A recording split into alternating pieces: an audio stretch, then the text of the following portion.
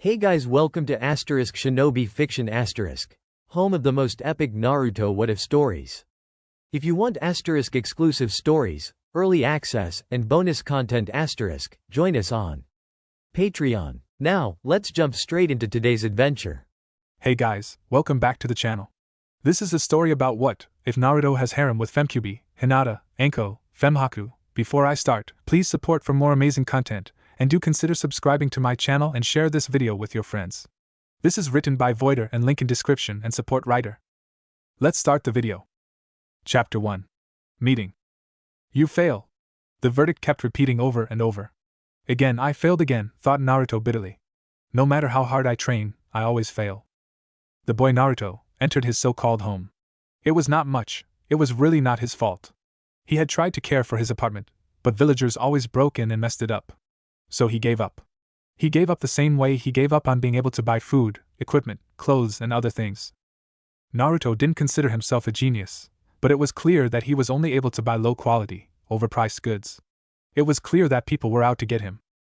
I won't give up. Naruto's words were silenced by a kunai in his heart. Die, demon! Snarled the assassin. Why, wondered the boy, why am I hated? Why do these things happen to me? His questions were interrupted by darkness. Naruto woke up in a dark sewage. What is this place, he wondered. Hearing something in front of him, the boy walked towards it. He stopped in front of some huge bars that had the kanji for seal on them. Naruto looked up at two giant red orbs of fire that opened. Those are eyes, he thought, they're so big.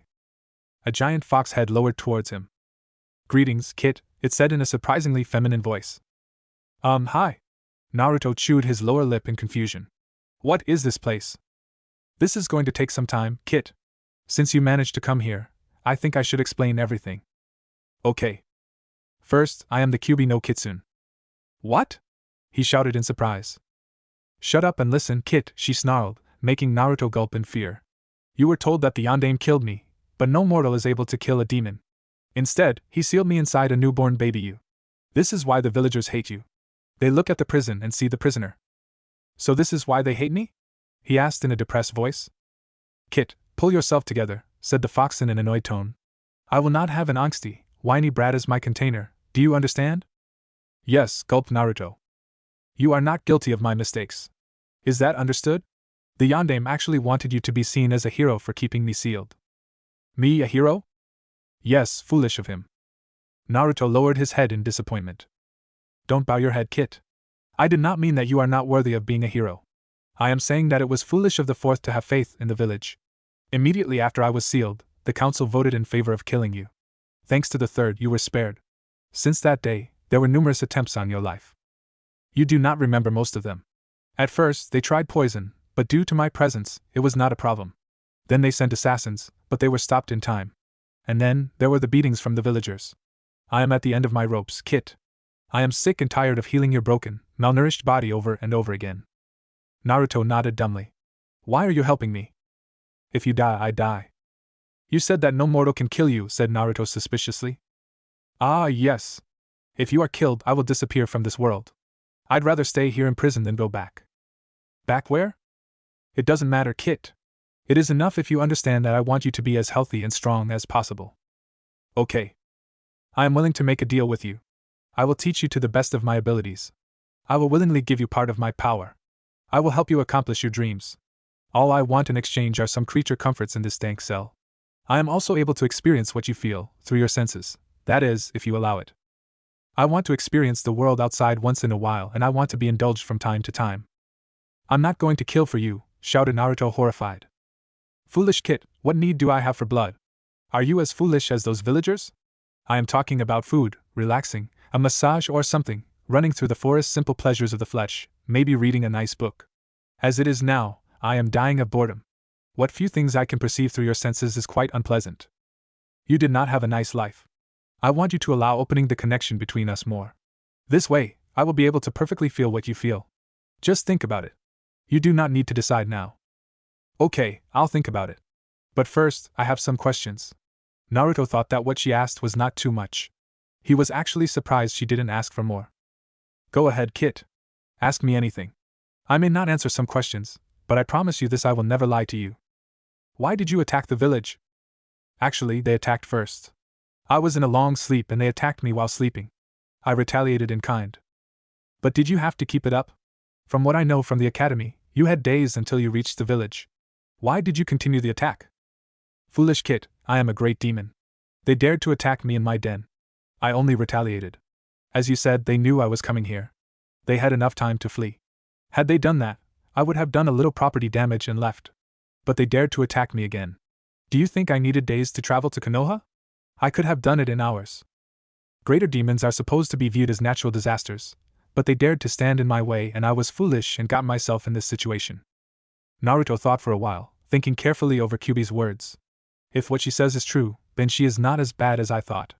True, she is not a paradigm of innocence, but she is one of the few people to treat me with kindness.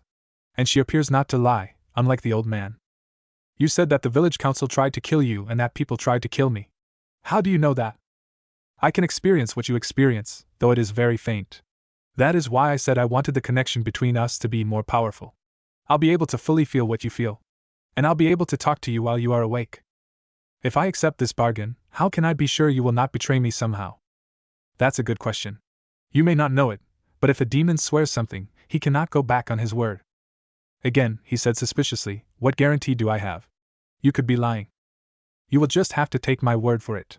I am afraid I have no way to prove it, Kit. Fair enough, Naruto sighed. I suppose I'll have to accept this. What about our deal? What do we each get from it? You said you would teach me. Do you know any cool jutsu? He asked excitedly. I know many things, but human jutsu is not amongst them. I have never needed it. Naruto looked crestfallen. Don't worry, Kit. I only said I am unfamiliar with human jutsu. I am not without knowledge. I actually know when it is very useful, actually. It will prove invaluable in our training. Naruto's eyes began to shine. What? I'll teach it to you later, she cut him. There are other things more important. Tell me, Naruto, how well can you read? Naruto reddened and looked down shamefaced. I'm not that good. Don't worry, this is the first thing we will correct. You should have learned by now, but your teachers tried to sabotage you. It's a wonder you are not even more of a babbling idiot. Hey, at the glare he received from the Kyuubi, he sighed. You're right. I'm not the smartest person around. That's because they didn't educate you. Don't worry, I will correct your deficiencies. I intend to have a strong, intelligent container. Thanks, Kyuubi-san. Don't mention it, Kit. Even though I am not familiar to human jutsu, I understand the theory quite well. You could say that I am as knowledgeable as the Hokage. And I'll be your private instructor. Naruto beamed in happiness. I'll finally have someone to teach me, he thought. I will freely share part of my power, and I'll help you fulfill your dreams. I will protect you to the best of my abilities and I won't do anything to harm your friends. What I ask in return is rather minor for you to give. As I said, since this is your mind, I want you to redecorate this place in a suitable manner. A sewer is not my idea of a home. I also want you to let me access your senses more and I want you to indulge me from time to time. As I said, nothing harmful, just pleasures of the flesh and mind. Naruto nodded. Okay. Another thing, if you accept this deal, it is possible that you will receive some of my demonic traits. What traits? He asked cautiously. Nothing too major, increased physical and mental abilities, enhanced senses. Also, it is possible that your appearance will change slightly. How? I am not sure. You'll probably have claws, longer canines, red eyes, foxtail and ears. But won't people hate me more if my appearance changes? They'll hate you no matter what. Think about the Inuzuka. They grow fangs and claws too. Is there anything wrong about it? Are they evil because of it? No, of course not. Are you going to become a bloodthirsty monster just because of a few physical changes? No. But they'll think. Who cares what they think? Interrupted Kyuubi. Should you really care what small-minded, bigoted people think? No, but... If you saw a child with claws, fangs and a tail, would you consider him a monster? Or would you treat him normally? Kyuubi left Naruto think for a few moments before continuing. You see, one day you'll find someone that will see you for yourself, that person will truly be your friend. They'll care for you even if you are different. Naruto nodded thoughtfully. She's right, he thought. Why should I care what those bastards think? So, you accept? Yes. Very well, we have a deal. One more thing, I would suggest keeping this secret as much as possible, even from the Hokage. Tell him as little as possible. Why is that, Kyuubi-san? He is the Hokage. I believe he has your best interest at heart, but his duty to the village comes first. If he thinks you are a danger because of me, I do not know what he will do. Okay, I'll trust you on this, Kyuubi-san. But if I change physically, he'll know something happened. Yes, eventually he'll figure it out, but not now. It will take some time until the change takes place. When that happens, tell him you met me and that you received the changes so that your body would be harder to harm. Naruto nodded. When you wake up, if you want to talk to me, do not talk out loud.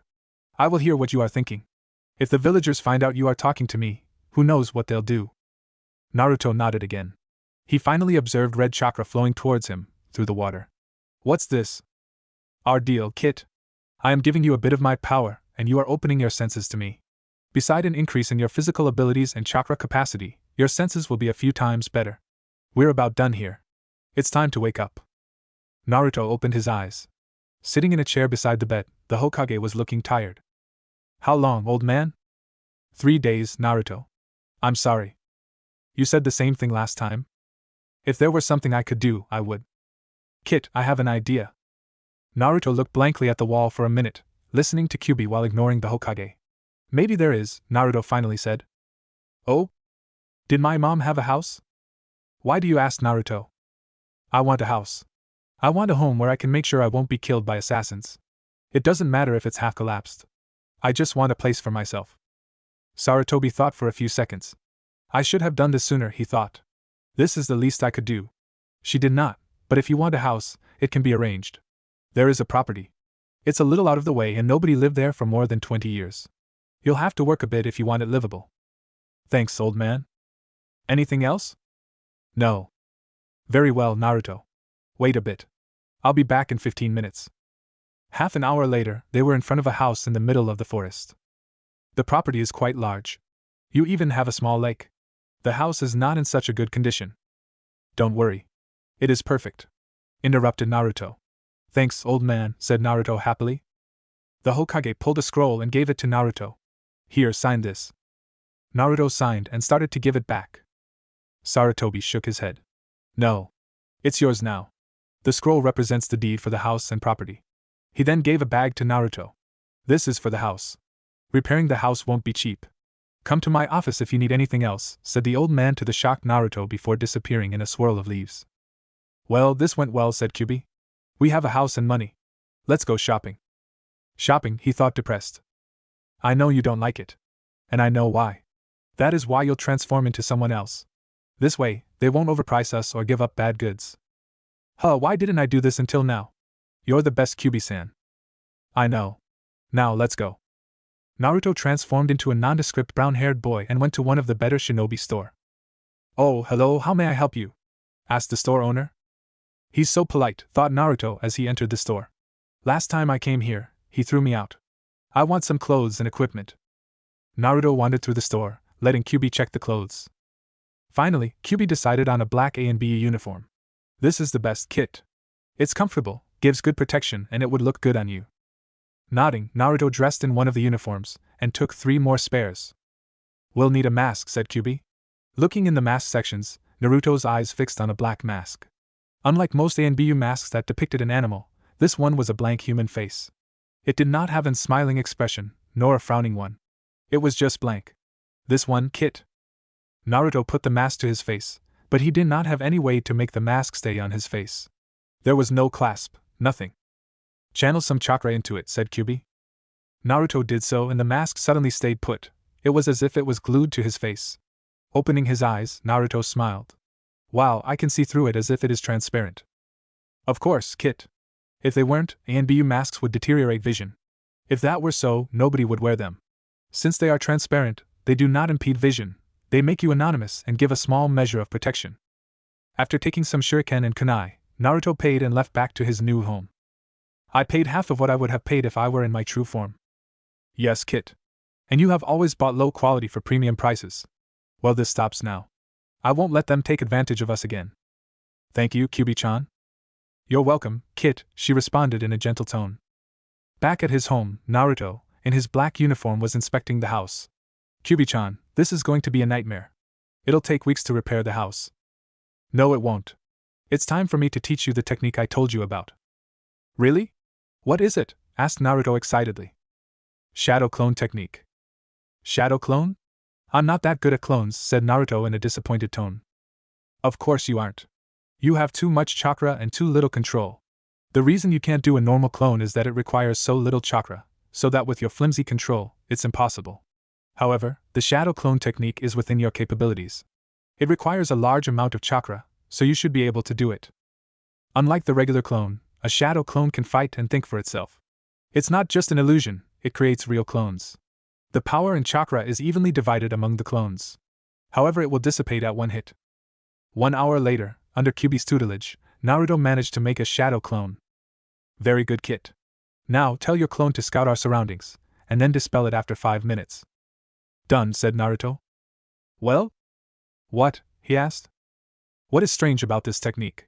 What did your clone learn? He scouted around. And how do you know that? I remember.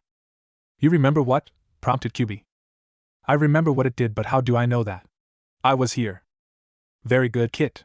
You see, when one of your shadow cloned is dispelled, the memories, skills, and knowledge it gathered return to you. Do you know what this means? What? It means you can make multiple shadow clones and put them to practice, learn, or work. Whatever they learn, you'll know. It's the perfect method for training. Cool, you're the best, Kyuubi-chan. I know, Kit. Now make some clones.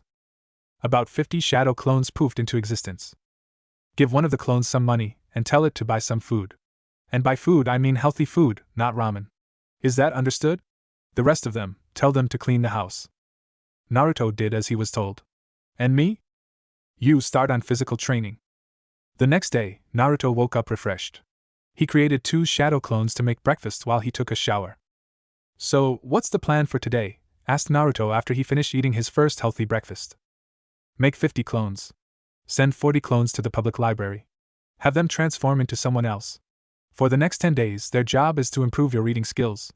Since no one will recognize them, they won't be thrown out, like they usually do when you go there. The other 10 are to transform into shinobi and enter the genin library.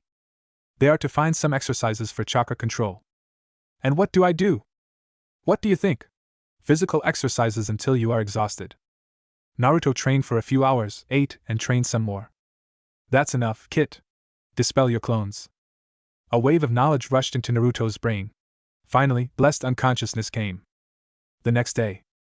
What was that? Groaned Naruto. That, Kit, was too much information. You'll get used to it.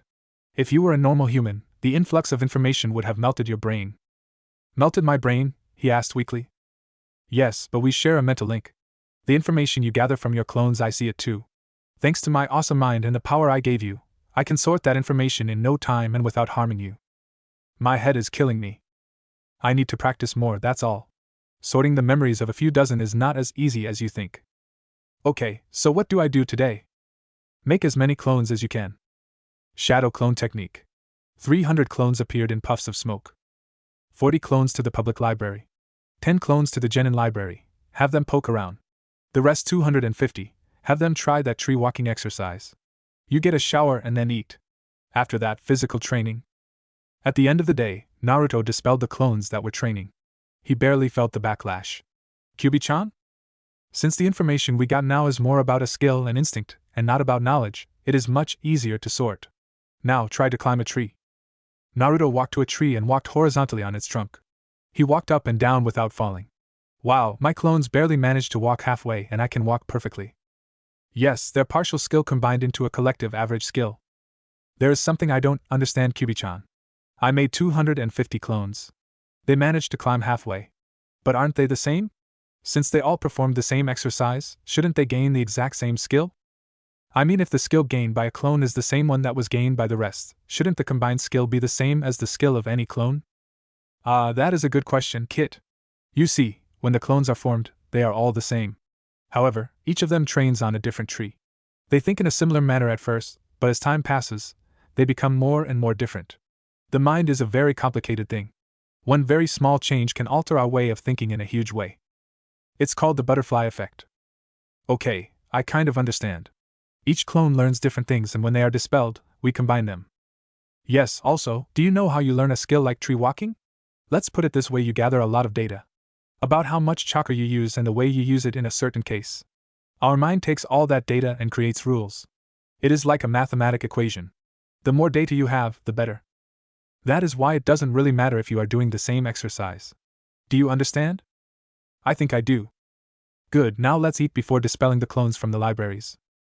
What are we going to do today, Kyuubi-chan? Asked Naruto after he created 300 clones. 50 clones to the library, 100 clones for the tree walking exercise, the rest will do the water walking exercise. And you? Yes, I know. Physical exercises. What are we going to do today, Kyuubi-chan? Asked Naruto after he created 300 clones. 50 clones to the library, 50 clones for the tree walking exercise, 50 clones for the water walking exercise, and the rest will do the leaf floating exercise. And you? What are we going to do today, Kyuubi-chan? Asked Naruto after he created 300 clones. 50 clones to the library? The rest, chakra training. But I can already do that, Kyuubi-chan.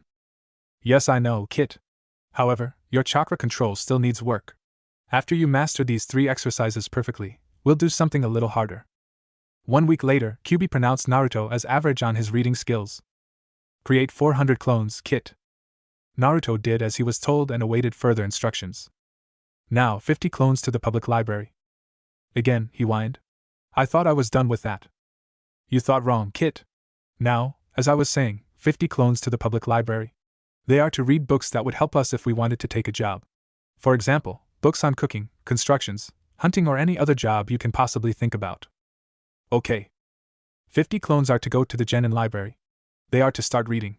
They'll start with the academy textbooks and the basics. The rest of the clones are to continue on their chakra control. However, this time we'll have a different exercise. Naruto nodded with determination. The first group will run from tree to tree, using their feet or hands to stick to the trees. At the same time, they are to do the leaf exercise. The second group is to run on the lake on their feet and hands while doing the leaf exercise. The third group is to use their chakra control to swim through the lake, without moving their hands and feet. 1 week later. Okay, Kit, today I am going to teach you a new technique, solid shadow clone. With this, you'll be able to make a clone that can absorb a little damage. It is much more resistant than the normal shadow clone, but it consumes more chakra. Cool. Kyuubi-chan? I wanted to ask you, why do you know this technique? Well, you know about summoning, don't you? Yes, he responded perplexed. Well, when you summon something, you give your chakra to make a shadow clone from the summoned animal. He provides the consciousness, but you provide the chakra. Similar to a solid clone, a summoning can take a bit of damage, depending on how much chakra you pushed in the clone or summoning. I see. But why are you teaching me this now? 2 reasons. First, it's good for combat. Second, I want you to create a few solid clones, transform them, and get them to take a job. Job? What kind of job? Any job. Many jobs. Why? First reason, to earn money, we aren't exactly rich. Second reason, to gain civilian skills. And third, to gather information. They'll find out things that may be common knowledge, but we don't know, things that are known by relatively few people, or secrets known by only a few. Chapter 2. Love. 1 week after Naruto learned the solid clone technique, Kyuubi decided that it was finally time for Naruto to start working. Create 1000 shadow clones. Kyuubi waited for the puffs of smoke to disappear. Good, now 300 will do chakra exercises. We'll add something harder, have them use their whole bodies for it. What do you mean, Kyuubi-chan?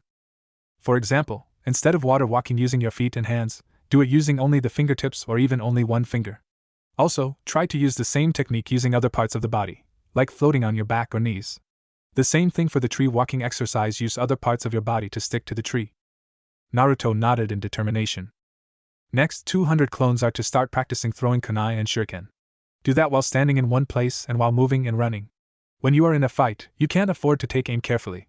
You must be ready to throw them while moving.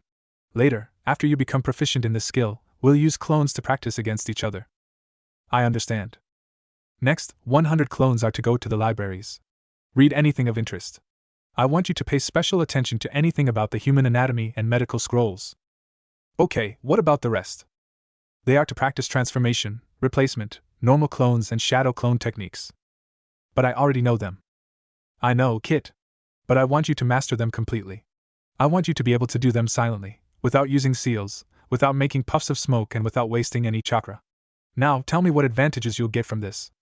Naruto thought for a few moments.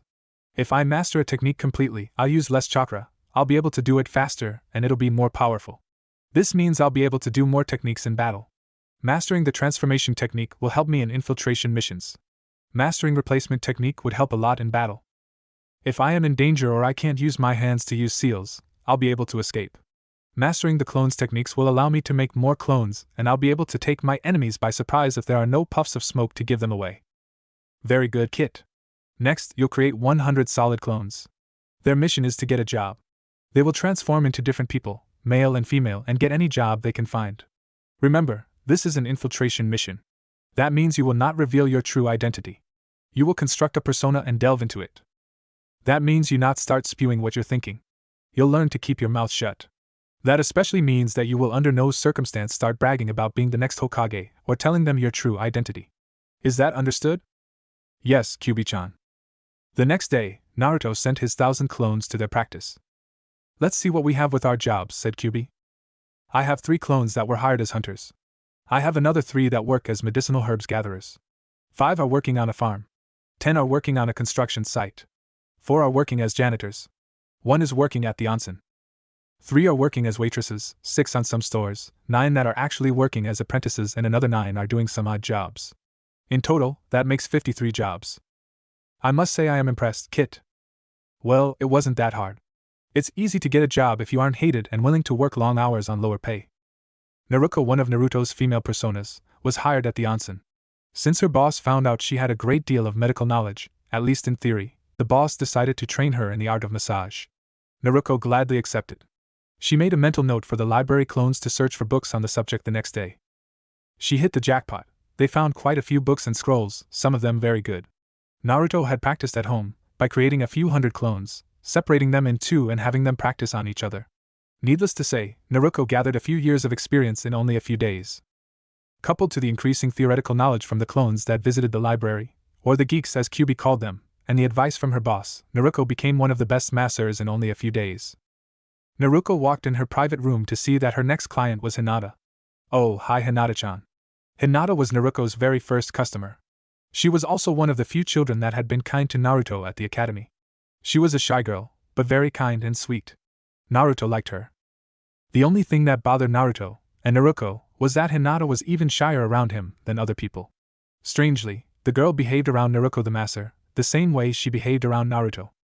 Hi Naruko-kei-chan, she stammered. Naruko wondered if there was any way for Hinata to get over her shyness, stammering, and lack of confidence. Naruko vowed to herself that she would find a way to help Hinata. When the new year of academy would start, Naruto would be placed in the same class with Hinata. Perhaps Naruto could befriend the girl and help her. How was your training? Fine. Since the first time Naruko gave Hinata a massage, Hinata would come to the onsen every day and get a massage from Naruko. Come, Hinata-chan. Hop on the table, said Naruko, smiling kindly. Yes. Hinata nodded and disrobed while blushing furiously. Naruko could not help herself to check out the girl. Even if she was a year younger and a little short, her breasts were well developed. Naruko concentrated on remaining professional. It was not hard even if the geeks read those books about the human reproductive system and the talk in a book. She had worked around naked girls for a few days and she learned to not blush or give herself away. Naruko proceeded in doing her job, making Hinata sigh in contentment. 10 minutes later, Naruko suddenly stopped. Say, Hinata-chan, I've been reading on a new type of massage. Since you are my most faithful customer, would you like to be my first? Sure, Naruko-chan, I'd like that. Hinata was so relaxed that she didn't stutter even once.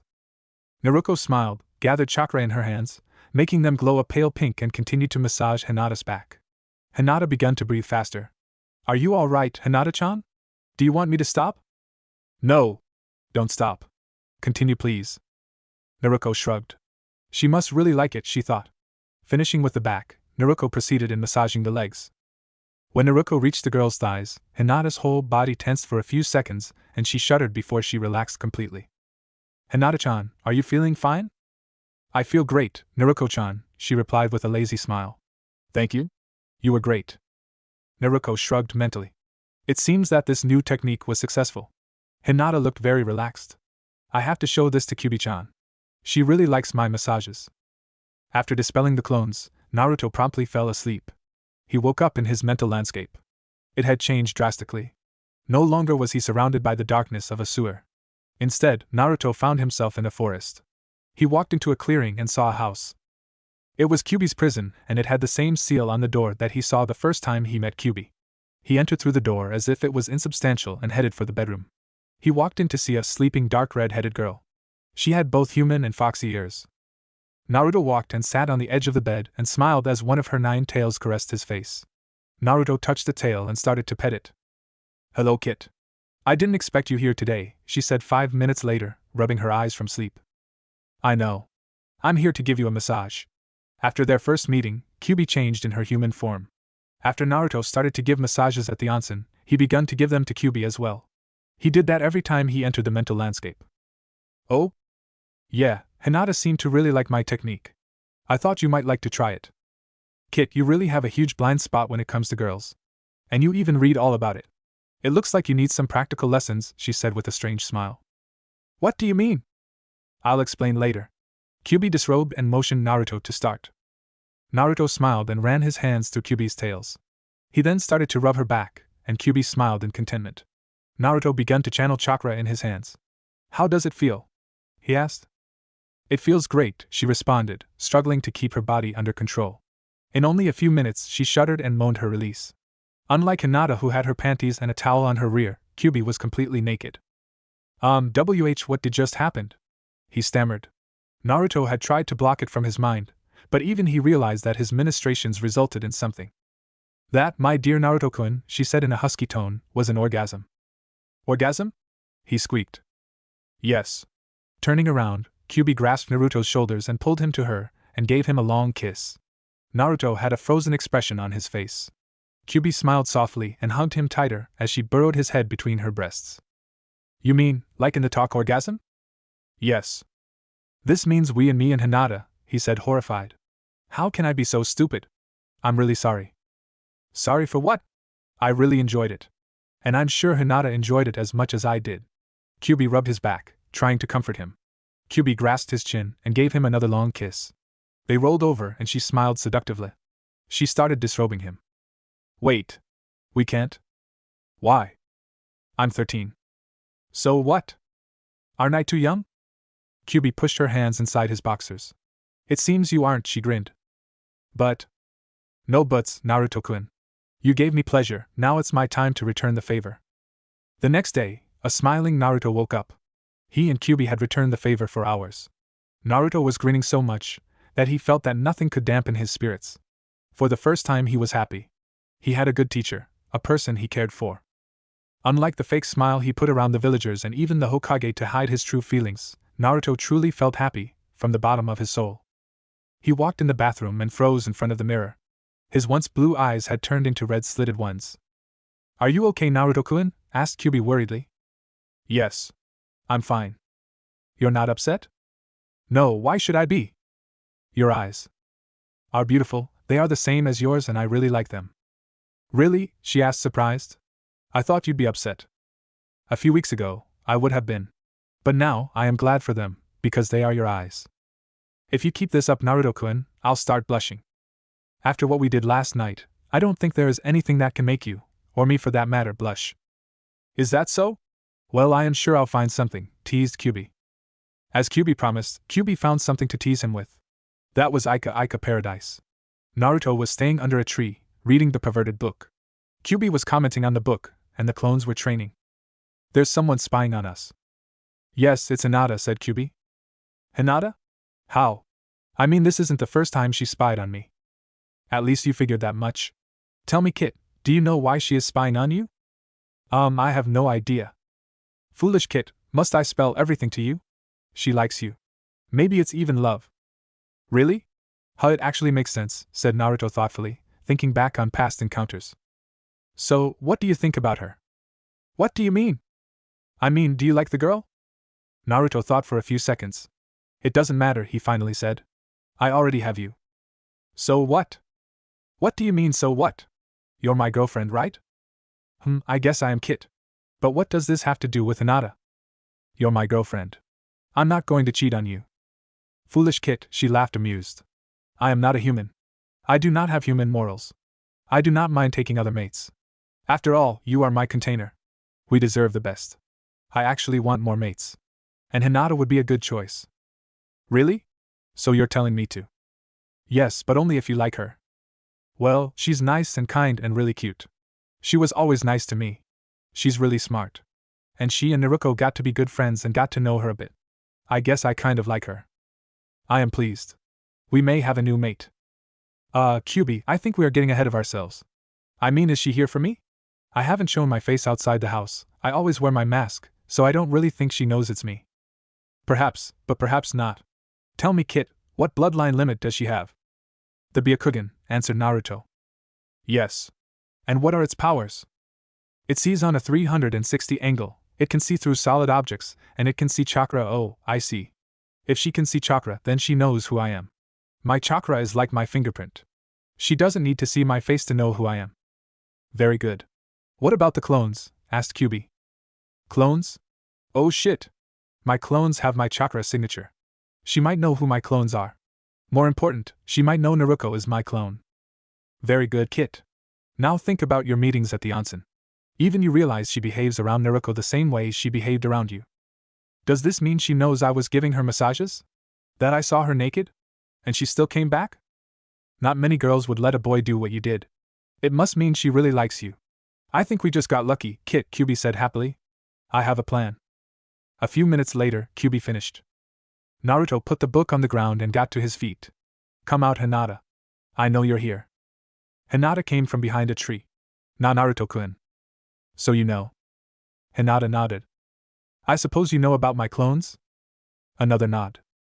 And about Naruto? Hinata froze for a second, and then nodded again. I knew as she was Waiyu, she stuttered. As she had Waiyu chakra. Naruto took his mask off, making Hinata's eyes to widen at the red slitted eyes. Hinata took a step back before steeling herself.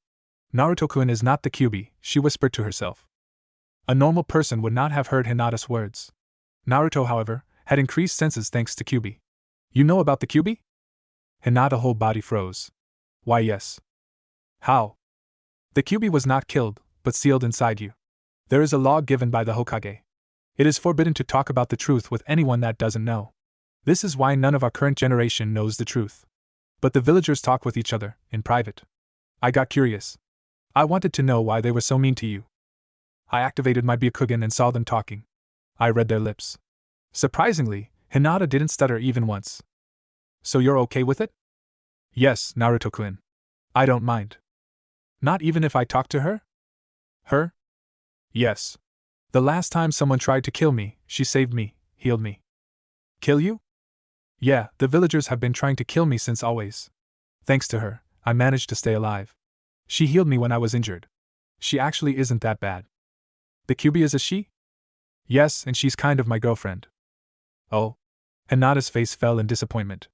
I'm happy for you, she said, turning around. She doesn't mind sharing. What? Naruto walked toward Hinata and hugged her from behind. She doesn't mind sharing. Hinata turned around in Naruto's embrace and looked deeply in his red eyes. Naruto kissed her. Hinata melted in Naruto's embrace as he used a little chakra to rub her back. After the kiss, Hinata burrowed her head in his chest. So, does this mean you'll be my girlfriend? He asked, with one hand rubbing circles on her back and the other running through her hair. Yes, Naruto-kun, she replied with a smile. They stayed like that for some time. It's getting late, Hinata said in disappointment. I have to go home. Can I come back tomorrow? Of course, Hinata-chan. You are always welcomed here. The next morning, Hinata came back. Naruto was still under a tree, reading. Good morning, Naruto-kun. Naruto took off his mask. Morning, Hinata-chan. What are you reading? Naruto put his book on the ground. Oh, this? Come closer. Hinata took a step forward. Closer. Another step. When Hinata was in arm's reach, Naruto suddenly grabbed her arm and dragged her down in his lap. Naruto-kun, she squeaked. This, Naruto said, is something to help you with your stutter. You'll read from this book until you stop stuttering. Naruto gave her the book, and he tightened his embrace. His left hand was just under Hinata's right breast, and his right one was making circles on her belly. Hinata started reading aloud. A few minutes later, she reached the juicy stuff and she stopped. This is porn, she stammered. Yes, and if you manage to read one page without stuttering, I'll give you a present, he murmured, kissing her shoulder. Hinata nodded, and a few pages later she started to breathe heavily, but she lost the stutter. Naruto kissed the corner of her mouth.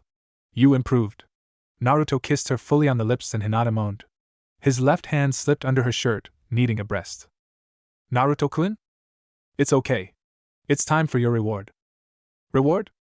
Yes, remember that special massage I gave you? It's that kind of reward. Is that fine with you? Yes, Naruto-kun, moaned Hinata in pleasure. I'll do anything for Naruto-kun. I love you, Naruto-kun. Naruto's hand slipped into her panties. Good, said Naruto as he kissed her again. Naruto stopped from his physical training and watched some of his clones as they dodged one another's kunai attacks. They had been doing it for more than a week. Naruto learned how to dodge and parry, single and multiple attacks. Hinata-chan should be here soon. Yes, Kit. I wish you could meet her in person, Kyuubi-chan. Can the seal be broken? No, Kit. If it is broken, we both die. That's too bad. If the villagers were to hear you. Yeah, Kyuubi-chan? If you can't break the seal, can't we make a shadow clone or some kind of summoning of you? Kyuubi fell silent. Kyuubi-chan? Naruto-kun, you're brilliant. Let me think a bit about this. Kyuubi fell silent for an hour. Naruto-kun, I think I got it.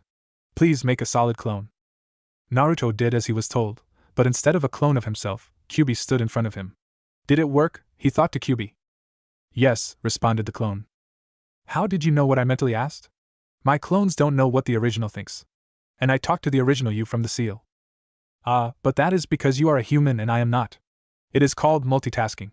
My mind is so powerful that I can control more than one clone, directly.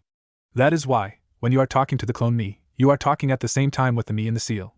We are one entity. Unlike your clones that think for as individuals, I can make my clones be one entity with me. Oh, that's really cool, Kyuubi-chan. I'm glad you can have your own body. Kyuubi smiled, kissed Naruto and embraced him deeply. I couldn't have done it without you.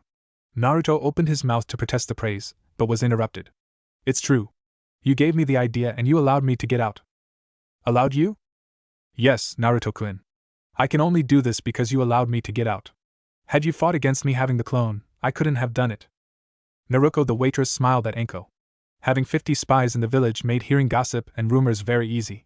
From what Naruto picked up, Anko was the former apprentice of the traitor Orochimaru. Apparently, she was in a similar situation with Naruto. She was hated and despised by most of the village for something that was outside her power. The difference was that Anko was able to protect herself. There were many mutterings behind her back, but only when she was not present. After all, it was rumored that Anko was less than stable, something that Anko seems to encourage. Anko was a regular and a dango addict. Her co-workers were not comfortable around Anko. When they discovered that Naruto had no problem serving her, she was designated more or less as Anko's private waitress. In just a short time, they became friends. Naruto and Kyuubi decided that Anko was the best choice for a sensei. Naruto really needed a teacher. Kyuubi could do a lot of things, but one of the best things she could do was to delegate and find new talent. Kyuubi in particular liked the woman. She thought Anko would make a great teacher. Soon Naruto would approach her, but first Naruto would have to do a bit of groundwork. Naruto put the sticks of dango in front of Anko, jumped into her lap and hugged her. You seem upset, Anko-chan. Hard day? Yeah, bloody civilians. Naruto started to rub the woman's back. This feels great, she groaned. Feel better? Asked Naruto a few minutes later. Yeah, thanks. This is nothing. You should go see my sister. Just tell her I sent you. For my special friends, she gives a discount and a special service, said Naruto. I think I'll go. Thanks. Chapter 3. Meeting. Hinata approached Naruto's home. Her family had lost interest in her training. As such, she was mostly free to train herself and leave her home at will, as long as she returned home on time. She watched the hundreds of clones as they practiced. They were all running around throwing kunai and shurikens at one another. Some of them were jumping around in the trees, some of them were running on the water, some were running on the ground, and some were doing all three. Hinata watched awestruck as they threw weapons at one another. Most of the weapons were dodged. Some were parried. And some were using the substitution technique to escape. Hinata was impressed. Being able to do ninjutsu without seals was quite a feat. Even the simplest techniques required years of practice. True, the substitution technique was one of the most basic ninjutsu. However, Hinata did not know of anyone who was able to do it. It was quite impressive for an academy student. It was almost as impressive as having hundreds of clones training. Hinata entered the clearing where the true Naruto was. Unlike his clones, he was training only his body. She smiled in happiness.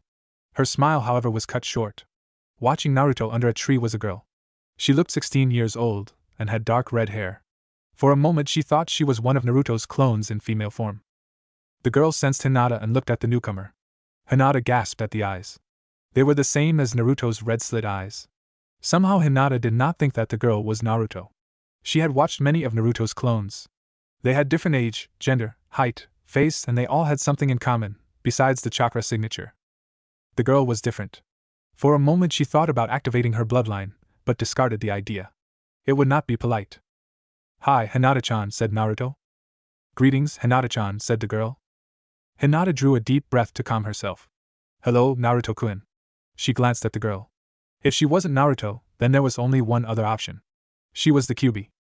Naruto appeared a little nervous. "This is Kyuubi," he said, motioning at his companion. Hinata smiled nervously. "Nice to meet you, Kyuubi-san." Kyuubi nodded, acknowledging the greeting and approaching the girl. "Naruto, why don't you continue with your training? Hinata and I have some things to discuss, girl stuff." "Okay," he said cautiously. "Have fun." Kyuubi nodded and motioned to the girl to follow her. Hinata did as she was told and followed Kyuubi in the house. Kyuubi motioned to Hinata to sit. As soon as Hinata sat on a couch, another Kyuubi entered the room. "Tea?" she asked. "Yes, thank you," replied Hinata. "Shadow clone," explained Kyuubi, seeing that Hinata was a little confused. After they drank the tea, Kyuubi sighed. "I guess you are a little uncomfortable." Hinata wanted to deny it, but shrugged. "A little," she admitted. "About me being the Kyuubi or me being Naruto's mate?" "Both, I think," said Hinata quietly. "Naruto-kun explained about you. I don't hold a grudge against you or your past actions. And he already told me that I'd have to share him with you. I do not mind sharing." "That is good, because I am not the only one you'll have to share him with. I did not tell Naruto about this. But a side effect of our bond is that he inherited some of my demonic instincts. One of them is the urge to mate.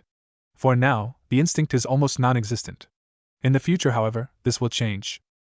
His instincts will tell him to take more than one mate. It is the way of my kind. He could suppress those instincts, but he would be much happier and healthier if he did not." "I understand, Kyuubi-san. I will not stand in the way of his happiness," said Hinata with determination. "Good. And I'd like you to call me Kyuubi-chan, like Naruto." Hinata nodded and smiled shyly. "Now that we got that out of the way, we need to talk about your training." "Training, Kyuubi-chan?" Kyuubi nodded. "I am training Naruto. As my container, he is in great danger from both outside and inside the village. You as one of his mates are in the same danger. You must be able to protect yourself." Hinata looked down in shame. "I am weak." "I?" "Yes, you are.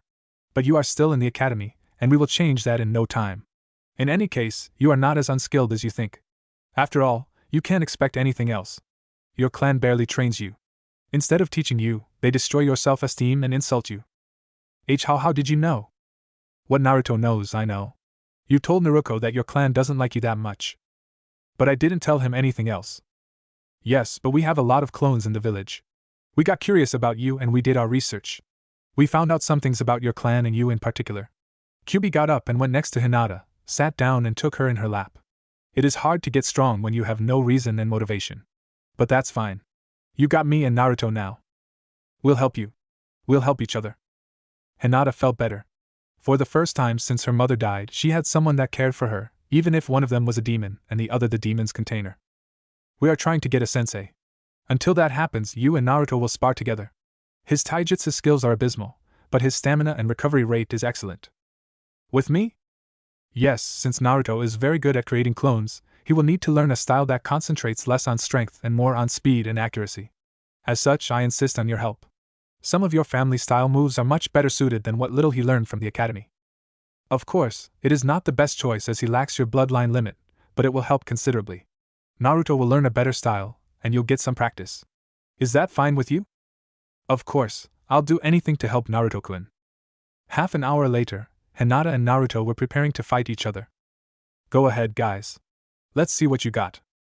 5 minutes later, Kyuubi interrupted the match. "Stop.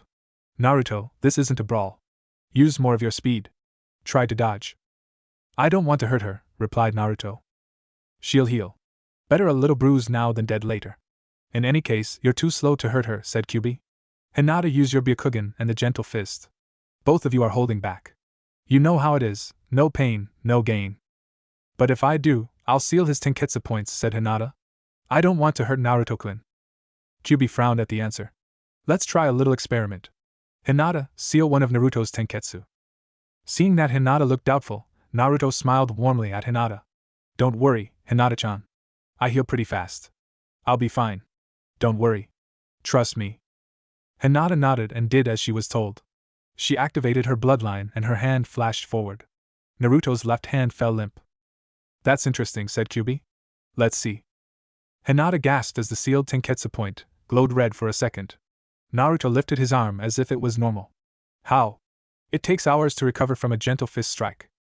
That would be true if Naruto were a normal person. But he isn't. Because I am sealed inside his body, he heals much faster. However, this is not why he recovered so fast. Since I can influence his body, I push some of my own chakra in his sealed Tenketsu. This means you can practice on Naruto without worrying about hurting him.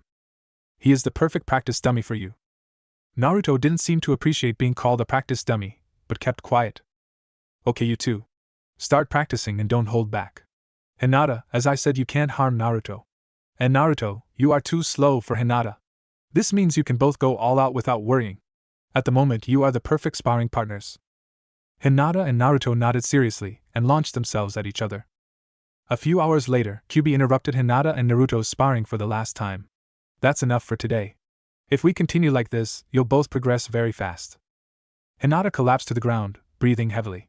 Even though they had taken regular breaks, Hinata was unable to keep up with Naruto's stamina. Hinata also had a much smaller chakra capacity. Using the Byakugan and the gentle fist for long periods of time required a lot of chakra. Hinata, you're almost out of chakra. You did very well, said Kyuubi in an encouraging tone. If you continue to spar like this every day, your reserves will grow much faster than they normally do. The same applies to your body. Hinata nodded happily at the encouragement. For the first time, Hinata felt good about herself after a spar. At first, she felt the same way she felt when she was training under her father's disapproving eyes. He was always disappointed in her. But Naruto and Kyuubi were different. Under their eyes, she began to feel happy and free. They cared. If she made a mistake, Kyuubi would correct her with a smile. They believed in her. They were patient. They did not sneer at her weaknesses. A few days later, Naruto woke himself with Kyuubi in his arms. Morning, Kyuubi-chan, said Naruto on their mental link. Kyuubi gave Naruto a long kiss. Good morning, Naruto-kun, she replied. Don't you think it's time for us to talk to Anko? Yes, she sighed. Why the hesitation? Asked Naruto, frowning. You said she is the best choice for a sensei. Kyuubi fell silent for a long time. Some of the jounin say that the Hokage has a crystal ball. With it, he can see almost anything in the village. I have felt something watching us from time to time. I think it's the Hokage. He has watched our training. It is quite possible that he found out about me. I am concerned. Concerned about what? He is the Hokage. If he were to decide that we are a danger to the village, he might order our death. The old man? He wouldn't. You are still young and foolish. He may care about you, but his duty is to the village. Remember that all of those who become Hokage have red hands.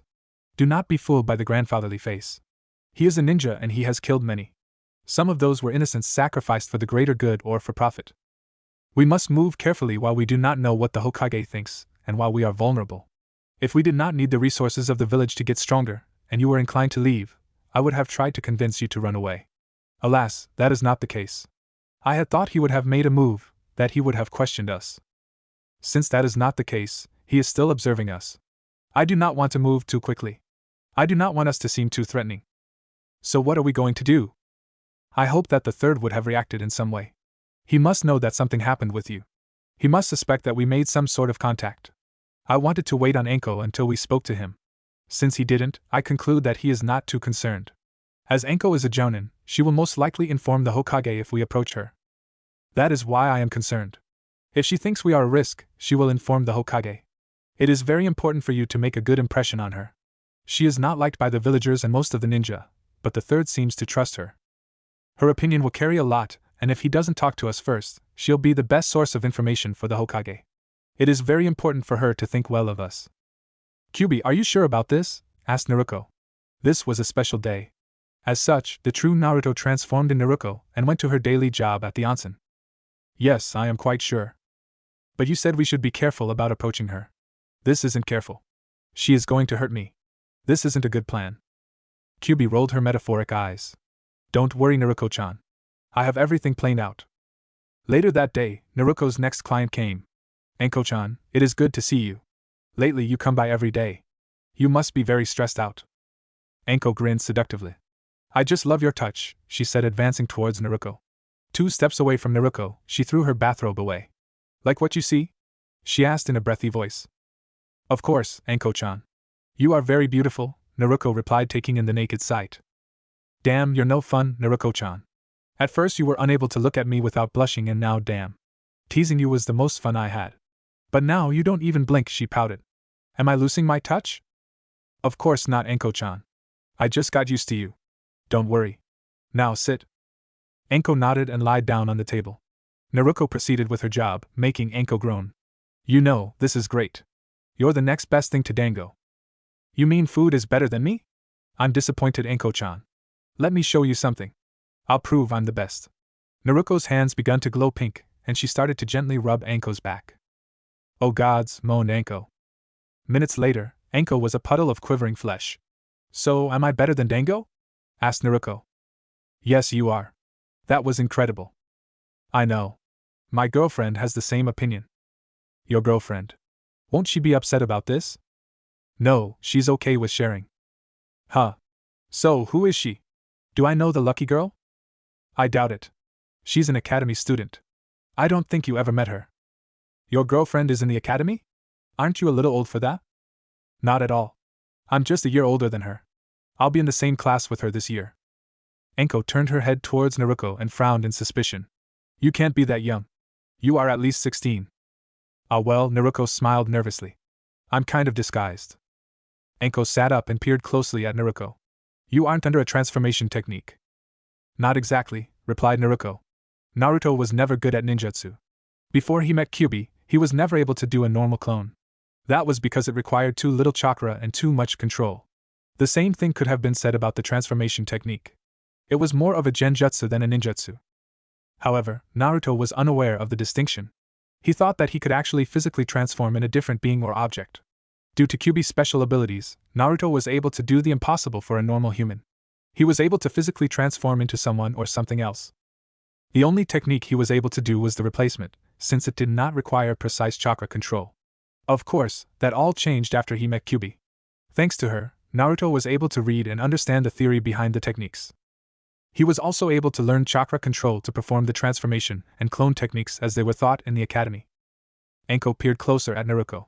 Suddenly, she touched Naruto's breasts. They are real. This isn't an illusion. You can't be a young academy girl. Naruto smiled inwardly. I'm not. You just said you were, said Anko with narrowed eyes. I am an academy student. Gods. I hope she won't kill me, thought Naruto. That's what I said. No, you didn't, replied Naruto nervously. Anko narrowed her eyes, thinking for a long minute. I said girl? You said student. Are you saying you aren't a girl? Yes? That can't be. Anko opened Naruto's shirt and took off the bra and stared at the breasts.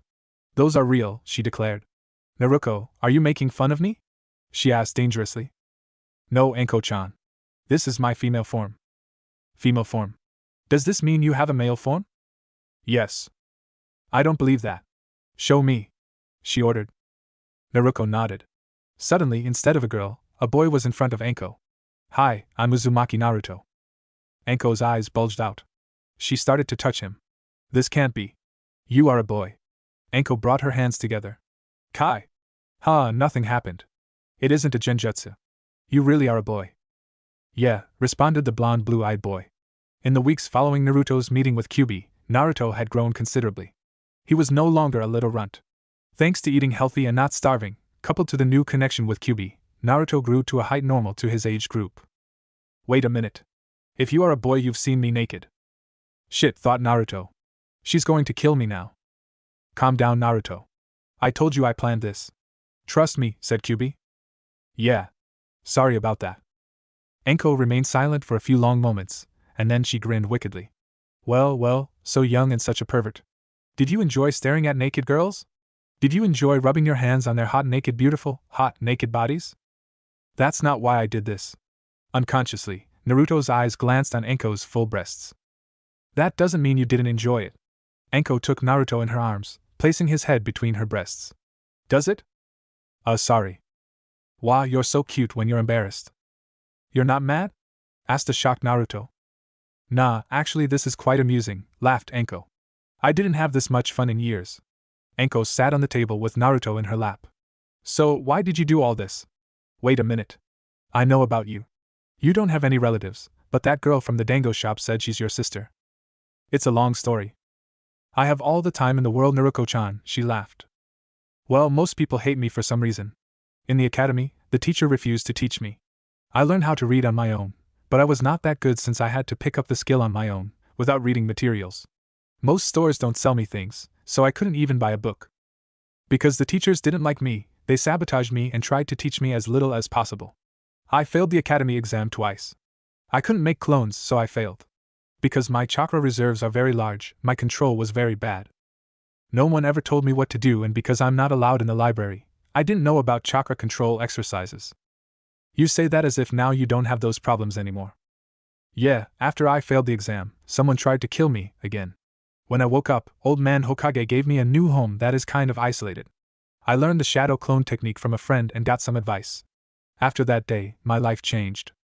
You learned how to make shadow clones? Yeah. Since I have a lot of chakra, I can make a lot of them. It also seems that my transformation technique is a little special. I use transformed clones to enter in the libraries. That's how I found out about chakra control exercises. I used my shadow clones to train. If my clones learn something, the knowledge is transferred to me after they are dispelled. After that, I continued to use my clones to train, learn, and read books. I learned how to read, and my chakra control is very good now. I also practiced until I managed to do replacement, clones, and transformation without seals. Without seals? That's quite impressive. What about your sister? I kind of needed some money, so I made some clones and put them to work. I see. So, are you a clone? Not today. I'm the real me. That can't be. I've seen her, and you get hit. A shadow clone dies if it receives a hit. Yeah, but the clones that work are special. They are solid clones. I made a few changes to the technique. If you reinforce it by putting more chakra in a shadow clone, you can make them a lot more powerful. They can take a few hits before they die. So you mean you have your disguised clones running around the village? Anko laughed. Yeah, I got a few dozens. I need the money, and learning a civilian skill is nothing to sneeze at. As a ninja, I might need to pretend I am a civilian. I see, so who is that friend that showed you the shadow clone technique? I'm sorry, Anko-chan. I promised I'd keep the name secret. That's okay. You say that the academy teachers never teach you anything? Yeah, unless insults and punishments are meant to teach me something. I see, so why did you tell me all this? I know that the villager hates you almost as much as they hate me. You were always nice to me and we became friends, so I thought I could trust you. Wow, you're so sweet, replied Anko and smothered the boy to her chest. I like you. How about this, since you say you have all those clones to produce money, let's make a deal. You give me free massage and food and I'll train you. Really? Yeah. Thank you, Anko-chan. Can you help my girlfriend too? Who's she? Hinata Hyuga. Her family isn't nice, so we train together. I see. Well, the more the merrier. Thank you, Anko-chan. The next morning, Naruto decided to take a break for the day. Anko would not be a gentle teacher. As soon as Hinata came, Naruto took off his mask. He preferred his true eyes, but he did not want to let Anko to see them. In time, after he gained more trust in her, he would tell her more. For the moment, however, his true eyes would only be seen by Hinata and Kyuubi. Good morning, Naruto-kun. Morning, Hinata-chan. I have news. Come inside, I'll tell you all about it over breakfast. Naruto told Hinata about his meeting with Anko after eating.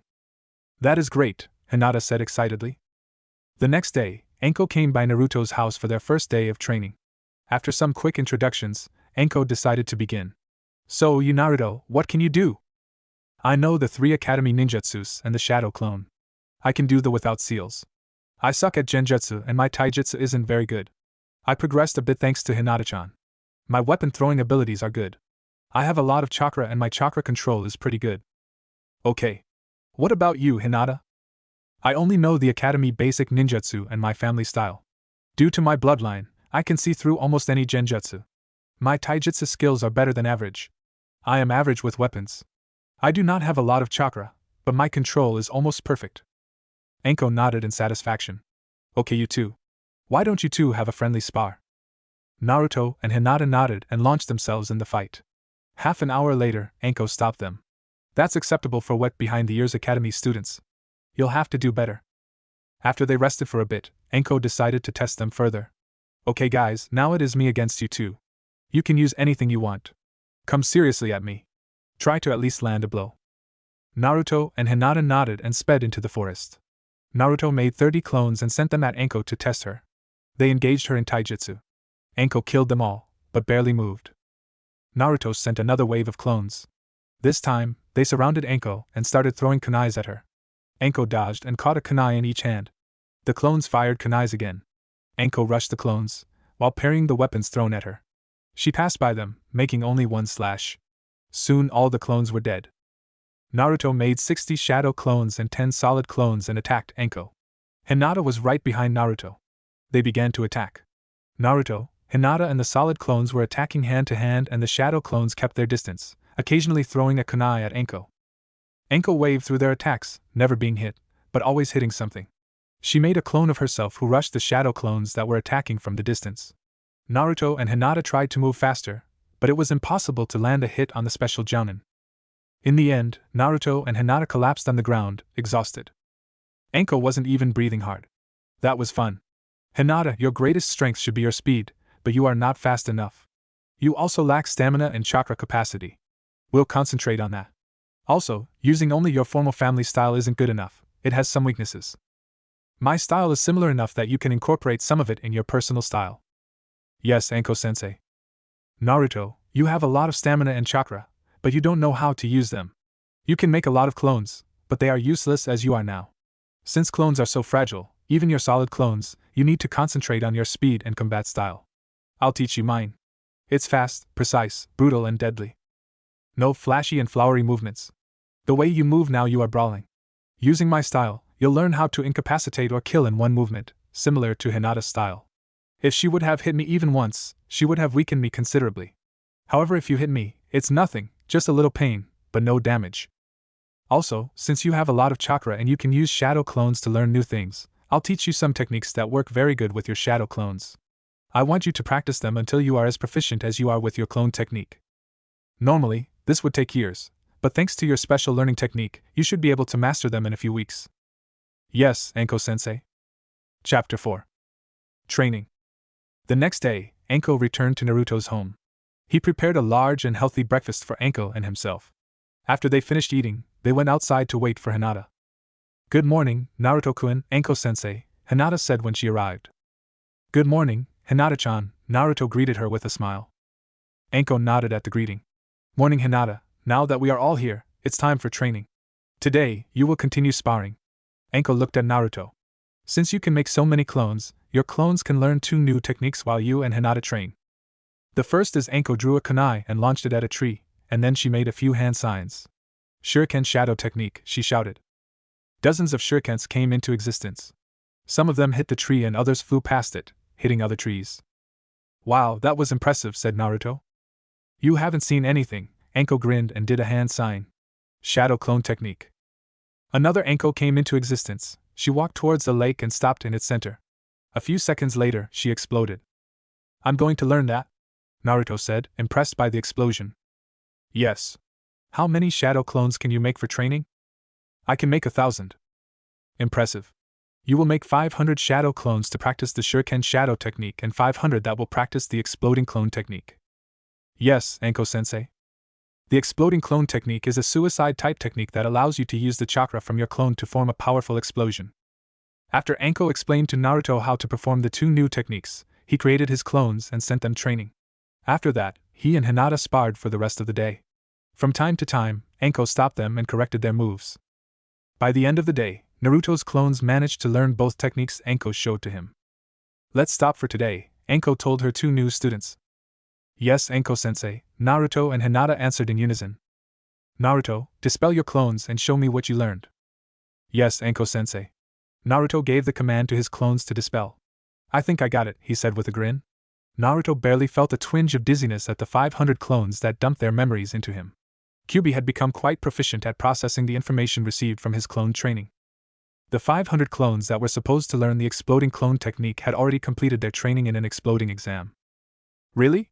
Let's see it, Anko said. Naruto created 10 clones. They jumped into some trees and surrounded a tree trunk. They all launched shurikens at it, at the same time. Shuriken shadow technique, the clones shouted in unison. For each real shuriken, dozens of shadow ones came into existence. The trunk tree was hit with hundreds of shurikens. As soon as the shurikens hit, the 10 clones sped towards their target. Once they reached it, they exploded in perfect synchrony. That's pretty good, brat, Anko said. With the techniques you now know, you should be able to defeat any number of genins and almost any single chunin. Naruto grinned at the praise. However, don't let that go to your head, Anko said sternly. A quick chunin would be able to defeat you with ease. Yes, Anko-sensei, Naruto replied soberly. Next day, Anko came again for breakfast. Naruto, your greatest weakness is your taijutsu, Anko begun. Yesterday, after seeing how fast you learned the 2 techniques I showed you, I realized how you could learn faster. Each day, your clones will learn a few katas and moves. If they practice it long enough, they will become an instinct for you. The next day, Naruto was able to sometimes block a few of Hinata's hits. Each day, Anko would show him more katas and moves for his clones to practice. She organized pairs of clones that would mock fight in slow motion against each other using only one move and its counter move. In a little over a week, Naruto learned the basics of Anko's style. Naruto slid under one of Hinata's right-hand strikes. His left hand flashed forward, barely diverting Hinata's left-hand strike from his heart to his shoulder. Both of Hinata's hands were not in reach to stop Naruto's devastating hit on a particularly sensitive spot on Hinata's torso. Hinata collapsed to her knees, breathing rapidly. As this was only training, Naruto did not use his full power in the strike. If he did, he could have injured her severely. Anko's style was extremely brutal. One good hit could cripple or even kill his opponent. Now that Naruto is no longer a punching bag for you, Hinata, Anko said with a grin, you both can truly begin to learn. Both students groaned and nodded. You both need to be as fast as you possibly can, Naruto, for your clones, and Hinata because speed is the centerpiece of your style. Isn't there a better way to increase our speed and agility than this? Hinata asked. Yeah, like training weights, Naruto said with enthusiasm. Anko nodded. True, training weights would make you much faster. However, this method has a very big weakness. Weakness? Naruto asked. Yes, Naruto. If you use training weights, your bodies will become much stronger and faster when you take them off. However, what happens when you must enter a battle and you have training weights on you? Both Hinata and Naruto shrugged in confusion. You take them off?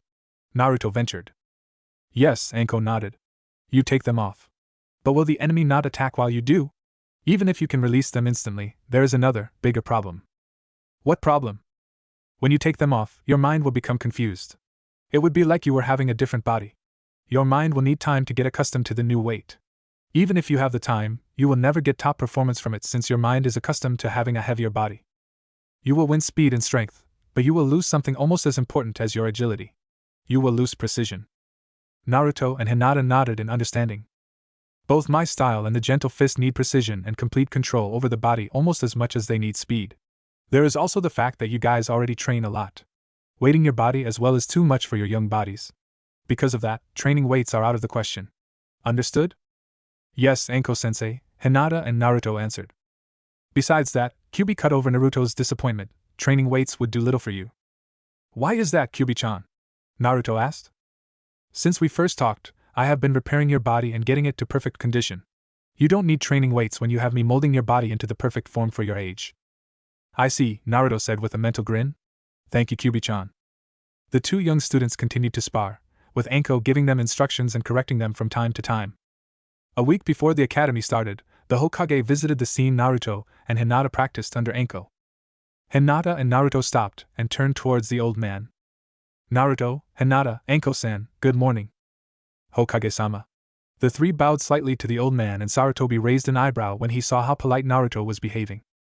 I'm sorry to disturb your students, Anko, but I need to talk to Naruto, Sarutobi explained. Of course, Hokage-sama. Anko motioned to Naruto to go with the old man. While they were walking towards the house, the Hokage was observing Naruto's clones, which were performing the same slow motions at first, and then, doing them faster and faster. Shadow clones. And that is Anko's style, he observed. Yes, Hokage-sama.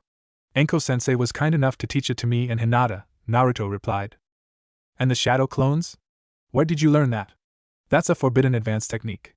It is quite dangerous to perform due to the risk of chakra exhaustion. Yes, I know, Hokage-sama. A friend taught it to me. A friend, the Hokage grunted. Once inside the house, Naruto casually made a clone silently and without any hand seals. That's a pretty impressive skill. Thanks. I've done them so many times that the technique is now second nature to me, Naruto explained. The clone returned with some tea and Naruto talked with the Hokage for a while about his training with Anko. Naruto, the Hokage said after some time, may I ask why you are so polite? A few weeks ago, you called me old man. Now I'm Hokage-sama. What changed? As you know, I raised myself. I was unaware of many things, social customs, common courtesy, and my impoliteness towards the leader of the village, amongst other things. I was taught by my friend about these things. I see I have some questions about your friend. My friend? Naruto asked. Yes, Naruto. The friend who taught you all these things. The Kyuubi, Naruto said after a long pause. Sarutobi's eyes widened at the casual fact. So you know, he sighed. She told me all about it, the night that man tried to murder me. We made a pact. A pact, the Hokage said carefully. May I ask what kind of pact? She helps me in any way she can and I allow her to have some creature comforts. I think you should talk to her personally, Naruto grinned cheerfully. Suddenly, behind Naruto's chair, another clone poofed into existence. The old man thought for a fraction of a second that it was another of Naruto's clones. Kyuubi. Yes, Hokage. I am Kyuubi, the girl with the red-slit eyes replied. The old man's body tensed for a fight. Do not worry, human. I am not here to fight. The only thing I care for now is Naruto's happiness and safety.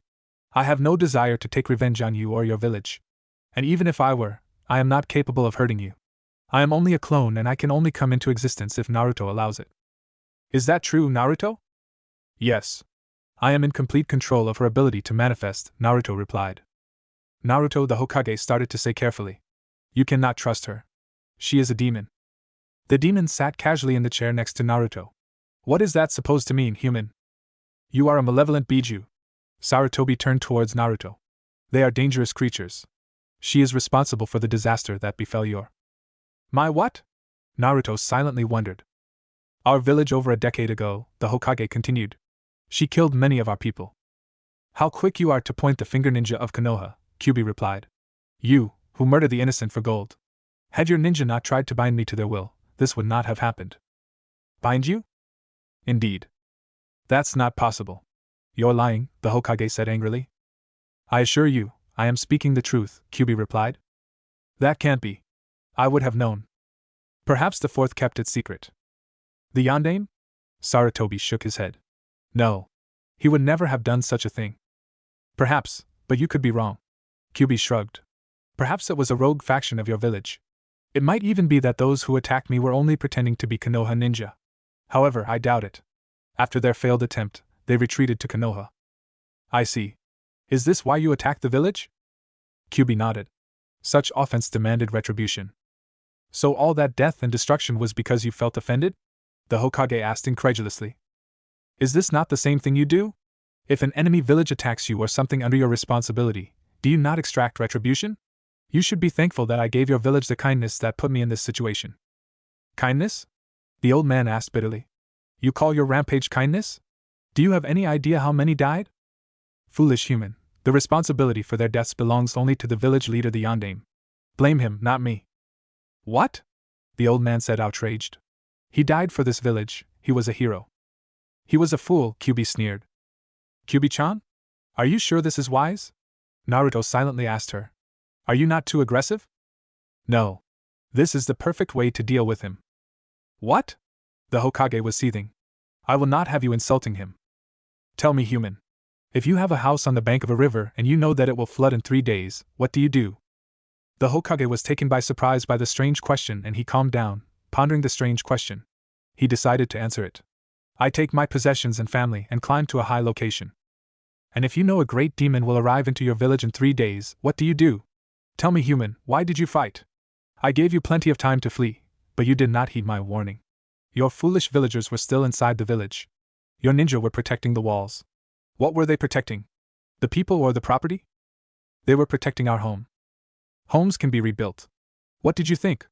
That I would nest in the center of the village and you'd never get your land back? I would have destroyed some of your property, and then I would have left the same way the river recedes after a flood. Do you think I had nothing more productive to do than fight with pesky humans? We had to protect Konoha, replied Sarutobi.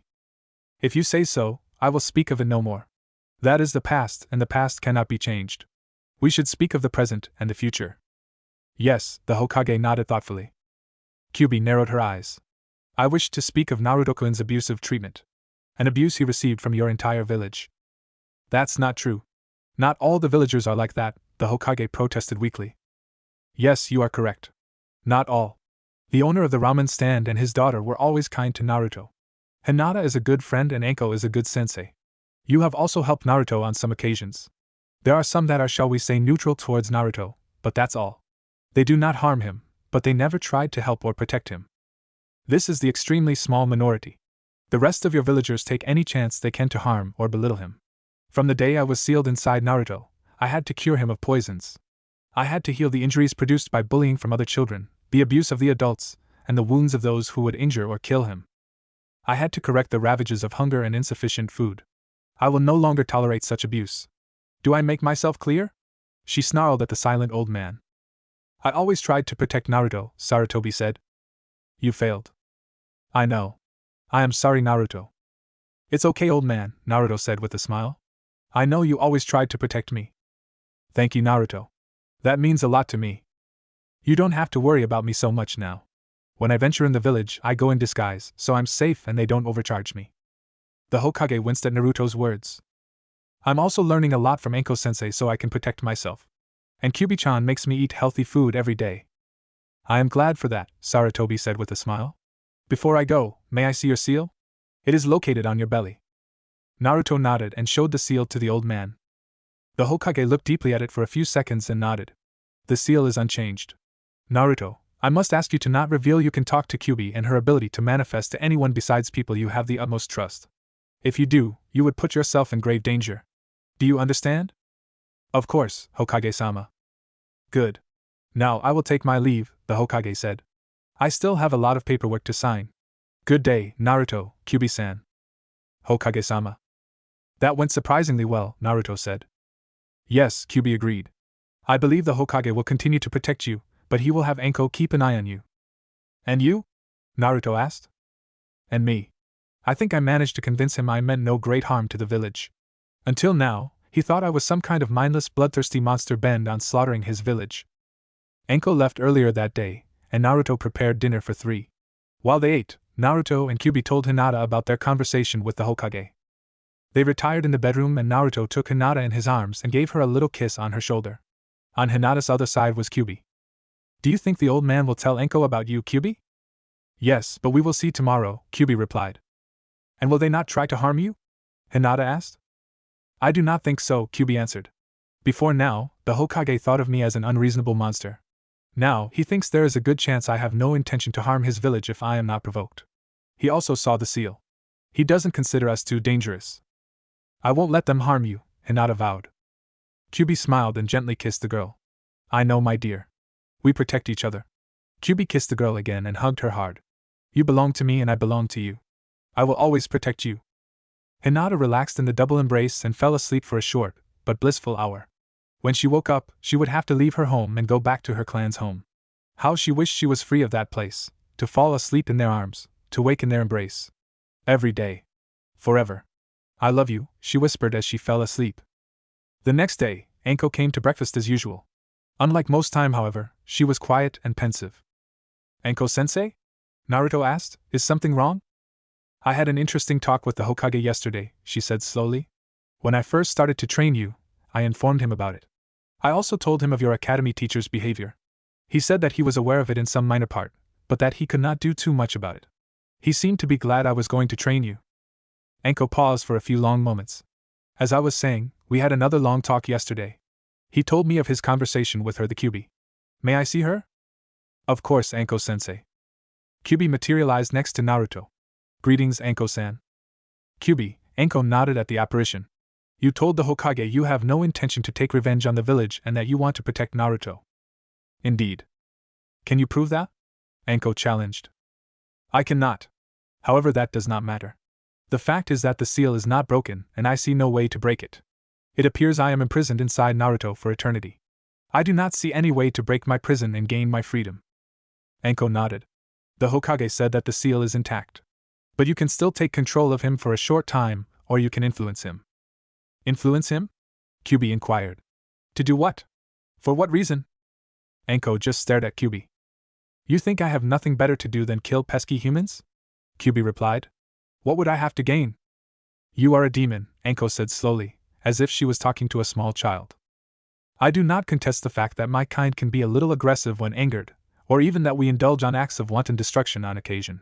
However, we do not hold the monopoly on that. The fact is that most of my kind prefers their isolation, and we rarely venture in places where humans live. We can sleep for years, and sometimes, even for centuries. Most of the time we battle with humans is when we are provoked, or when we are sealed into humans to give them power for their numerous wars. Anko nodded. Fair enough.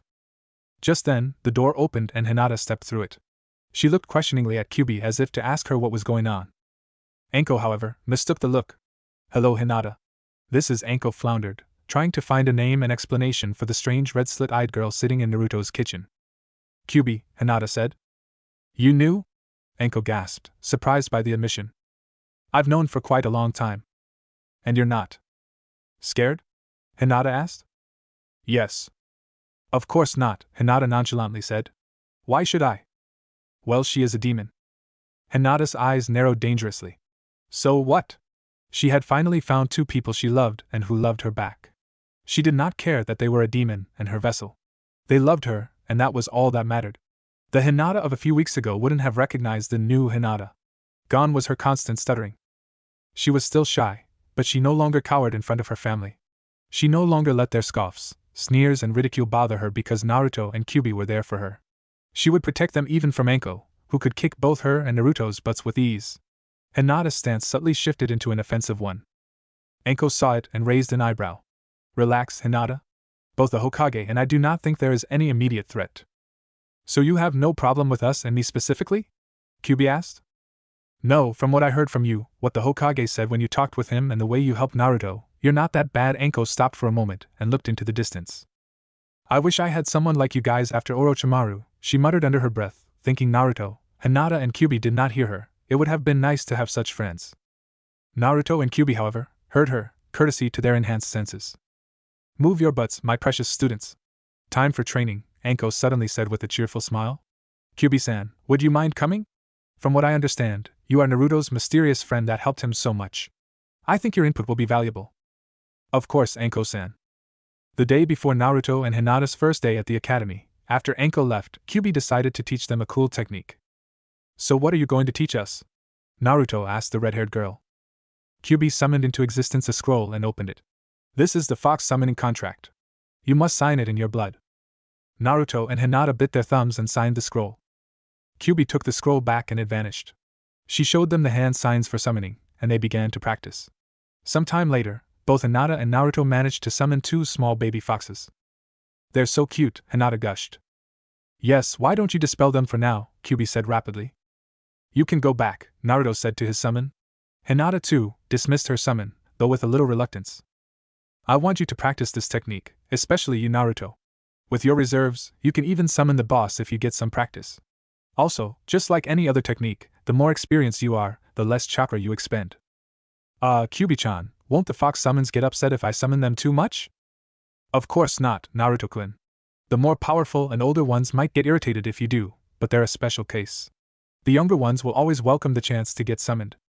But aren't they sometimes busy? Hinata worriedly asked. Do they really not mind getting summoned if they were busy with something else? Of course not, Kyuubi grinned. They can do both at the same time. Eh? Hinata looked confused, but Naruto nodded. When you summon, you actually make a type of shadow clone. The closest thing to it is Naruto's solid clone. The summoner provides the chakra and the summon provides the consciousness for the summon.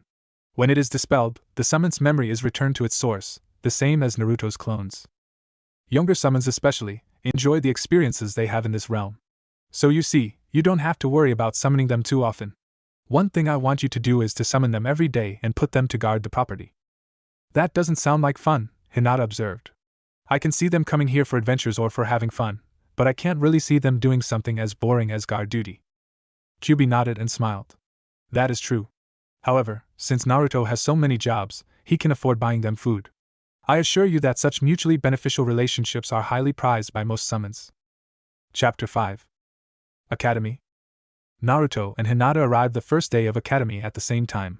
They entered their classroom and headed towards the last row and took their seats in silence.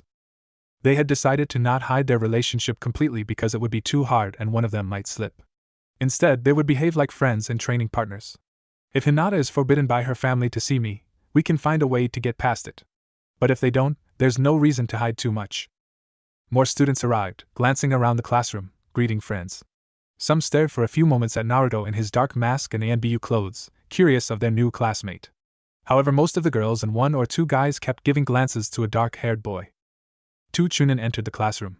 Good morning, class. I am Yumino Irika and I will be your sensei this year. This is Tsuji Mizuki, my assistant. Now, let's take attendance. Irika started calling names. Abirame Shino. He's a bug user, Naruto thought. He's a clan heir. They are the silent type. Just like you learned to be, Kyuubi replied. Naruto always had a lot of energy. He was always doing pranks or doing something loud and outrageous to get attention. However, since he met Kyuubi, that all changed.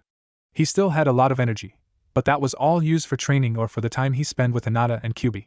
He also didn't need attention. After all, he had two girls that loved him. It was not the village-wide respect he used to dream for. It was the love of only two, and Naruto was happy with it. Mentally, Naruto was no longer a child. In only a short time, he acquired the experience of many years. True, the clones that were used only for training did not give him life experience, but the others did. The clones he always sent to read were helping him gain book smarts. He learned many things from books, not only practical things, but also other things about life. He learned even more from his solid clones, the ones that worked. It was nice to be normal. To not be looked at with annoyance, disgust, or hatred. From them, he learned that he had a right to exist, to be happy. And the real Naruto learned from Kyuubi and Hinata how to be happy. Using the clones matured Naruto's mental age. He was now content with not being in the center of attention. At first, his solid clones changed their behavior. Submerging themselves into other personalities, they learned patience and control. These of course transferred to the true Naruto. Naruto was no longer the exploding ball of energy. He was a relatively calm and collected young man. Akimichi Tsuji. Another clan heir. Capable of enlarging his body size. Hareno Sakura. A civilian, Naruto thought in dismissal. From what I remember, she's a fangirl. Are you not too cold, Naruto? Kyuubi asked. A few months ago, you liked her. A few months ago, I was a moron, Naruto countered. And it's not like I saw her more than a few times. Hyuga Hinata. Our beloved Hinata. Capable of using her eyes to see chakra. Inuzuka Kiba. Heir of the dog clan. Stronger and faster, enhanced senses. They bond with ninja dogs. Nara Shikamaru. Heir to the Shadow User clan. Yamanaka Ino. Very pretty. Heir to the Yamanaka clan, who are strong in the mind arts. Capable of possessing ninja in battle or for interrogation. Uchiha Sasuke. Last of the Uchiha. The Uchiha have their Sharingan eyes capable of copying techniques. The teacher took a small pause and looked at the still presence of Naruto. Uzumaki Naruto. Naruto raised a hand. Here. Irika's face tightened for only a second, but Mizuki glowered at Naruto with a look full of hatred. An eye container of the Kyuubi. We should watch Mizuki. That man is dangerous, Kyuubi cautioned. What about Irika? I think he is able to not let his emotions cloud his professional judgment. Irika began a boring lecture and Naruto zoned out in favor of talking to Kyuubi. There are 7 clan heirs, he mentally said. Yes. It's quite a coincidence. And all of them have some sort of special ability or bloodline, Naruto sighed. I wish I had one too. Kyuubi chuckled at the statement. It is true that they have an advantage over most students, but so do you. Due to my presence, you are stronger, faster, you can regenerate, you have enhanced senses, you have huge chakra reserves, enhanced mental abilities, and of course, you have me. If all these were a bloodline, it would be considered one of the stronger ones. I know, Naruto sighed. It would be nice if I could copy techniques with only a glance though. I have to train and train to learn a technique that an Uchiha can learn at a glance. That is true, but you forget that not all techniques can be copied by the Sharingan. And your way of learning has one huge advantage. The more you practice a technique, the more efficient you are. For learning the truly powerful techniques that require massive amounts of chakra, the Sharingan has the advantage. For the smaller, however, we are much better. Because weaker techniques require smaller amounts of chakra, you can make shadow clones for training. In only a week of training, you gain the training of several years. The advantage is that you can master the technique completely. This means no need for hand seals, no waste of chakra speed. These things are impossible for the Sharingan to copy. So the Sharingan allows them to copy all techniques, but they still need training to master them completely. Indeed, Kyuubi agreed. Since training in A or S rank techniques usually require a lot of chakra, you will not be able to learn many of them, like an Uchiha can. However, you may be able to master a few of them and become proficient at a few of them. Your advantage lies not in learning many techniques, but in using them more efficiently. At noon, Naruto's class was on the academy's training grounds. Irika shouted to get the students' attention. We'll have a few spars to gauge your skill. First. Naruto observed as Sakura and Ino were called first and started insulting each other. Ino pig. Forehead girl. The girls ran at each other and started slapping one another. Sasuke is mine. No, he's mine. You don't deserve him. Naruto shuddered at the display of incompetence. If Anko was in charge of their training, she'd rip their arms off and use them to slap the silliness out of them. Kyuubi chuckled. Before, you were just as incompetent. I know, Naruto sighed. But at least I didn't have competent teachers willing to teach me at the academy. They did. 2 minutes later, Irika stopped the match and called 2 more students. Well, these guys aren't much better than Sakura and Ino, Naruto said. Next, Shikamaru and Chuji, Irika said. The 2 boys faced each other, Chuji eating chips and Shikamaru with an annoyed expression on his face. I give up, Shikamaru said. What? Why? Irika asked, bewildered. You haven't even started. It's too troublesome, Shikamaru answered. Very well, Irika sighed. The Nara clan was famous for their brilliance and for their laziness. Next, the teacher called Hinata and another girl. Hinata did not attack and only defended against the flimsy kicks and punches the girl tried to give her. After her training with Naruto and Anko, such hits were easy to defend against. Very good. Next, Shino and Sasuke. When Sasuke took a fighting stance, all the girls except Hinata shouted encouragements, as if they were cheerleaders. Sasuke rushed to attack Shino. I don't see what's so special about him, Naruto said to Kyuubi. Is my little Naruto-kun jealous? I can kick his ass. All those fancy moves, they're wasteful, especially against someone like Shino. Indeed. Taijutsu is not one of the Aburame clan's good points, but it appears they developed a style good at defense. Though Sasuke managed to land a few hits, they were only glancing blows. For the audience, it looked like Sasuke was winning. In reality, if the battle continued, Sasuke would tire long before Shino. That's enough, Irika called. You did good, both of you. Only 2 students remained. Naruto and Kiba, you're next. Kiba walked cockily in front of Naruto. So, you're new in our class. I heard you failed the exam. He paired against the dobe of the class. This is going to be easy. Naruto smiled slightly under his mask. I am going to enjoy this. So, why are you wearing that mask and clothes? Kiba asked. I admit that it makes you look cool, but fancy clothes won't let you win in a fight against me. Begin, Irika shouted. Kiba rushed towards Naruto and tried to give him a right-hand punch. Naruto's right hand flashed forward, grabbed Kiba's wrist, diverting the hit and jerked backwards, unbalancing Kiba's body. The boy started to fall forwards and Naruto drove his knee in his gut and stepped backwards. Kiba fell to his knees, gasping. Irika looked impressed. Very good, Naruto, Irika said. That's all for today.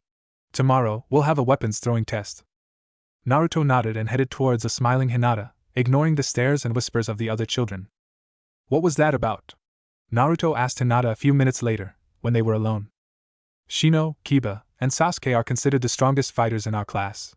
They were surprised that he was defeated so easy, Hinata explained. I see. What about you? Aren't you among the strongest? Between the girls, Sakura and Ino have the highest scores. What?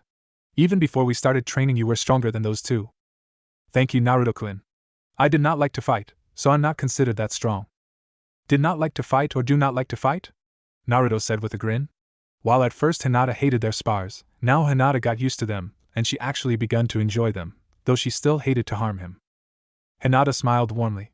If I can bring myself to harm you during our spars, I can certainly do the same to others.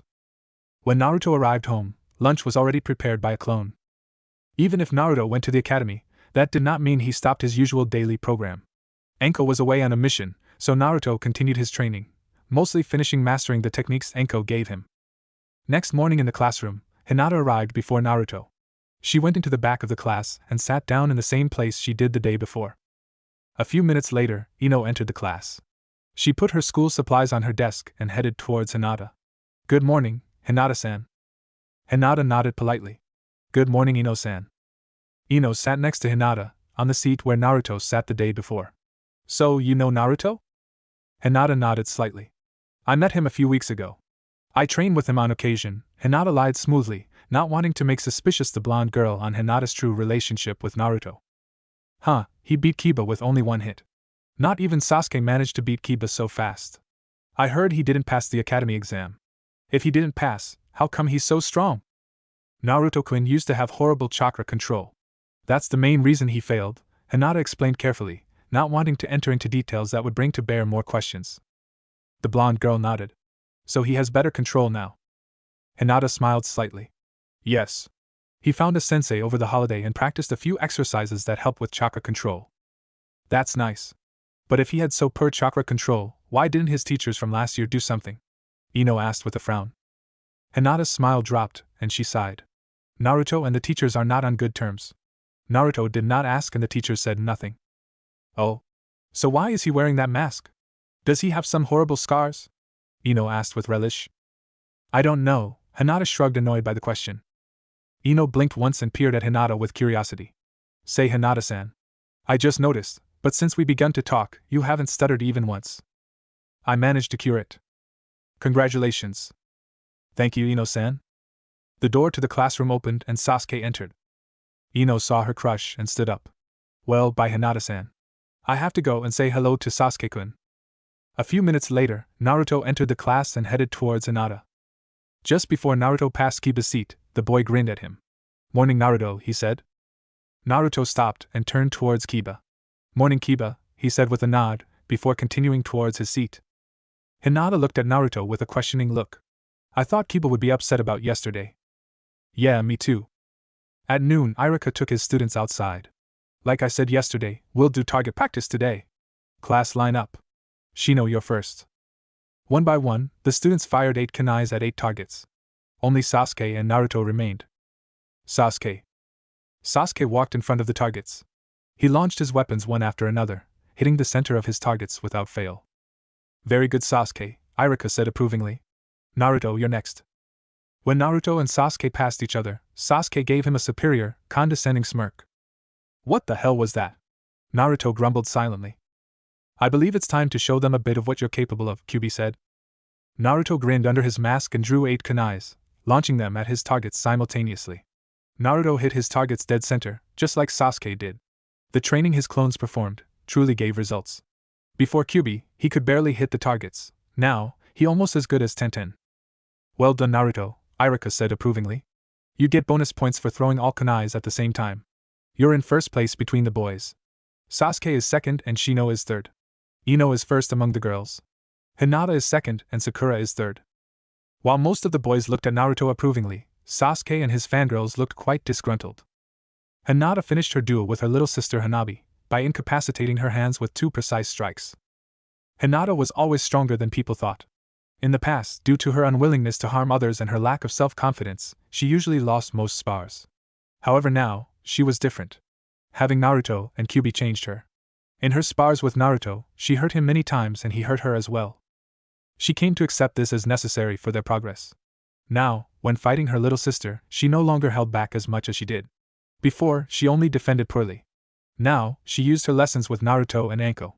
She still hated harming Hanabi, but she forced herself to do it. Even so, she always took care to injure her sister as little as she could. That's enough, Hayashi said. Hanabi, you can go and rest. Hanabi gave her father a small bow and her sister an unreadable look before leaving. Hinata. Yes, father? I am glad you managed to finally begin to show your true potential. You have also grown up from your shyness. Hayashi fell silent for a few long moments. Your academy teachers also say you progressed from your last year. Thank you, father, Hinata said politely. Before she met Naruto, she would have been overjoyed to receive her father's praise. She somehow felt a little glad, but also empty. It was a strange feeling. I understand you even made a friend Uzumaki Naruto. Yes, father. I met him before the academy started. He's been helping me with my gentle fist. He's able to recuperate from my hits very fast.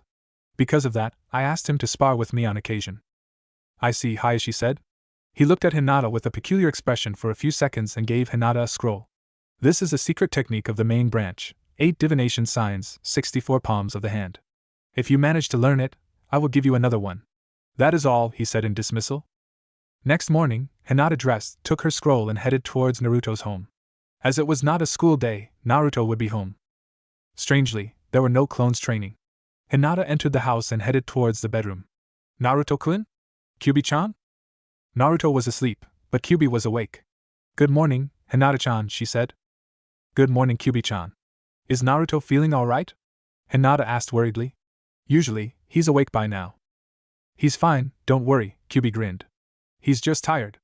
I barely managed to wake him long enough to send his solid clones to work before he fell asleep again." "Oh, did you train him to exhaustion again?"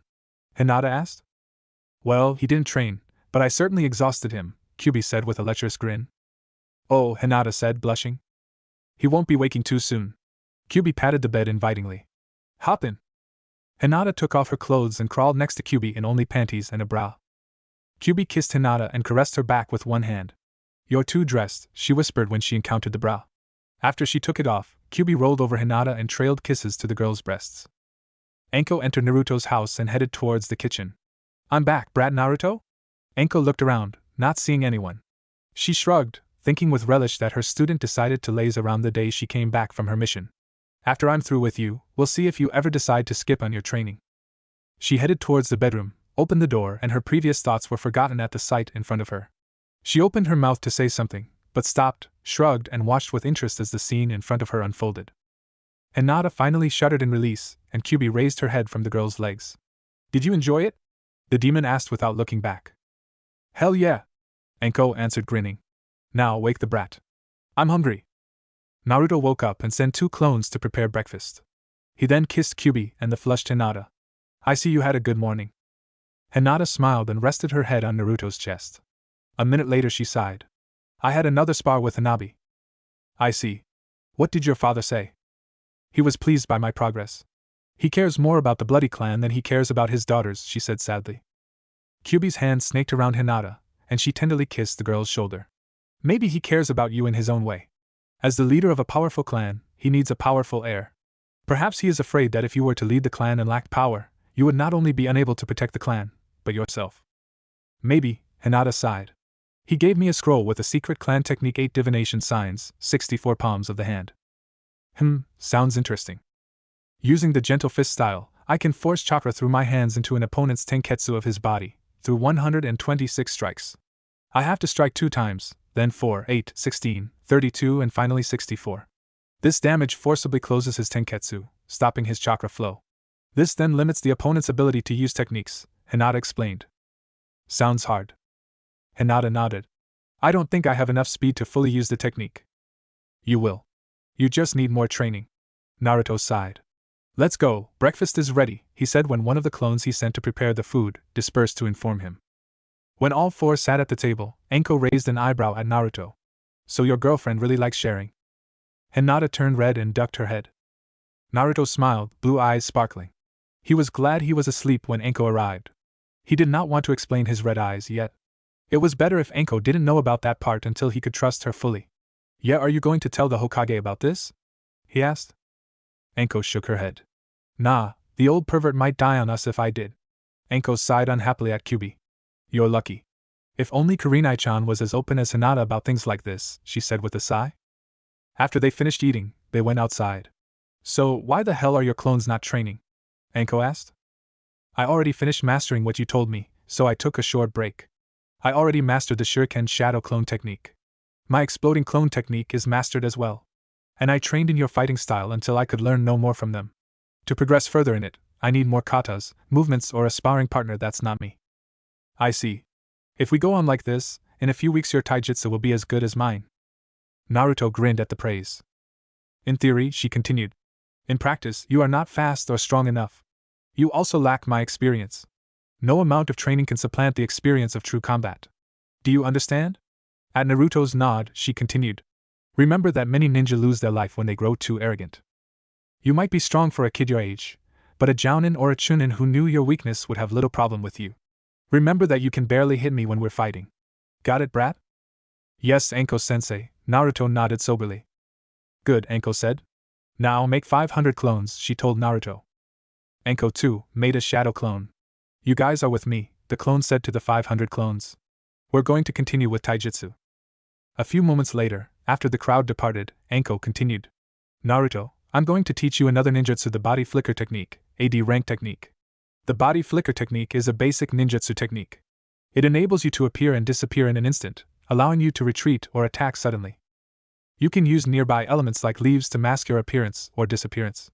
Now, can you tell me how this technique can be adapted to your fighting style? Yeah, Naruto said dreamily. The most obvious is that if my clones use this technique, they can body flicker to quickly get near an enemy and explode or do other things. Good, Anko nodded and demonstrated the technique and explained how to perform it. Now make 500 more clones and put them to work. After the new clones departed, Anko frowned in thought. And you too? Anko-sensei, Hinata interrupted the special jounin. My father gave me a scroll on a family technique, 8 divination signs, 64 palms of the hand. Really? That's a pretty powerful technique. Anko grinned bloodthirstily at Naruto. Well, that settles it. Naruto, make 4 clones. 4 clones appeared and looked at Anko fearfully. Anko smiled innocently at Naruto. You'll be Hinata's practice dummy, since this technique needs a live target if Hinata wants to learn it fast. Okay, Naruto said dully. The 4 clones shifted uncomfortably, wondering what Anko had in store for them. What about us? One of them managed to ask. You guys will be my personal servants for today, and Kyuubi's, Anko said glancing at the demon. Yes. The clones shouted in unison and dashed towards the house. This technique is pretty hard, Anko said. Because of that, you'll stay as a defenseless target at least until Hinata begins to learn its rudiments. Got it? She asked Naruto. Defenseless target, got it, Naruto sighed. I'm sorry, Naruto-kun, Hinata said and looked down. Naruto raised her chin and gave her a quick kiss. There's nothing to be sorry. If you do, then you'll have to reward me after we finish training, okay? He said quietly. Yes, Naruto-kun, she said smiling brightly.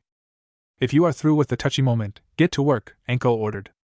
Yes, Anko-sensei. Hinata entered a fighting stance and Naruto prepared himself. 8 divination signs, 64 palms of the hand. Hinata rushed towards Naruto. 2. Only 2, Anko said, watching the failed technique. This will take a while. 15 minutes later, the 4 clones that dashed in the house returned with 2 comfy armchairs, a table and 2 bowls of food. Anko gave Kyuubi a questioning glance, but the red-haired girl shrugged. Both sat in the armchairs and sighed in pleasure as 2 clones started to rub their shoulders. Another 2 were feeding the 2 girls slices of fruits. Naruto was once again the victim of Hinata's technique. He glared balefully at the clones who were relishing their task.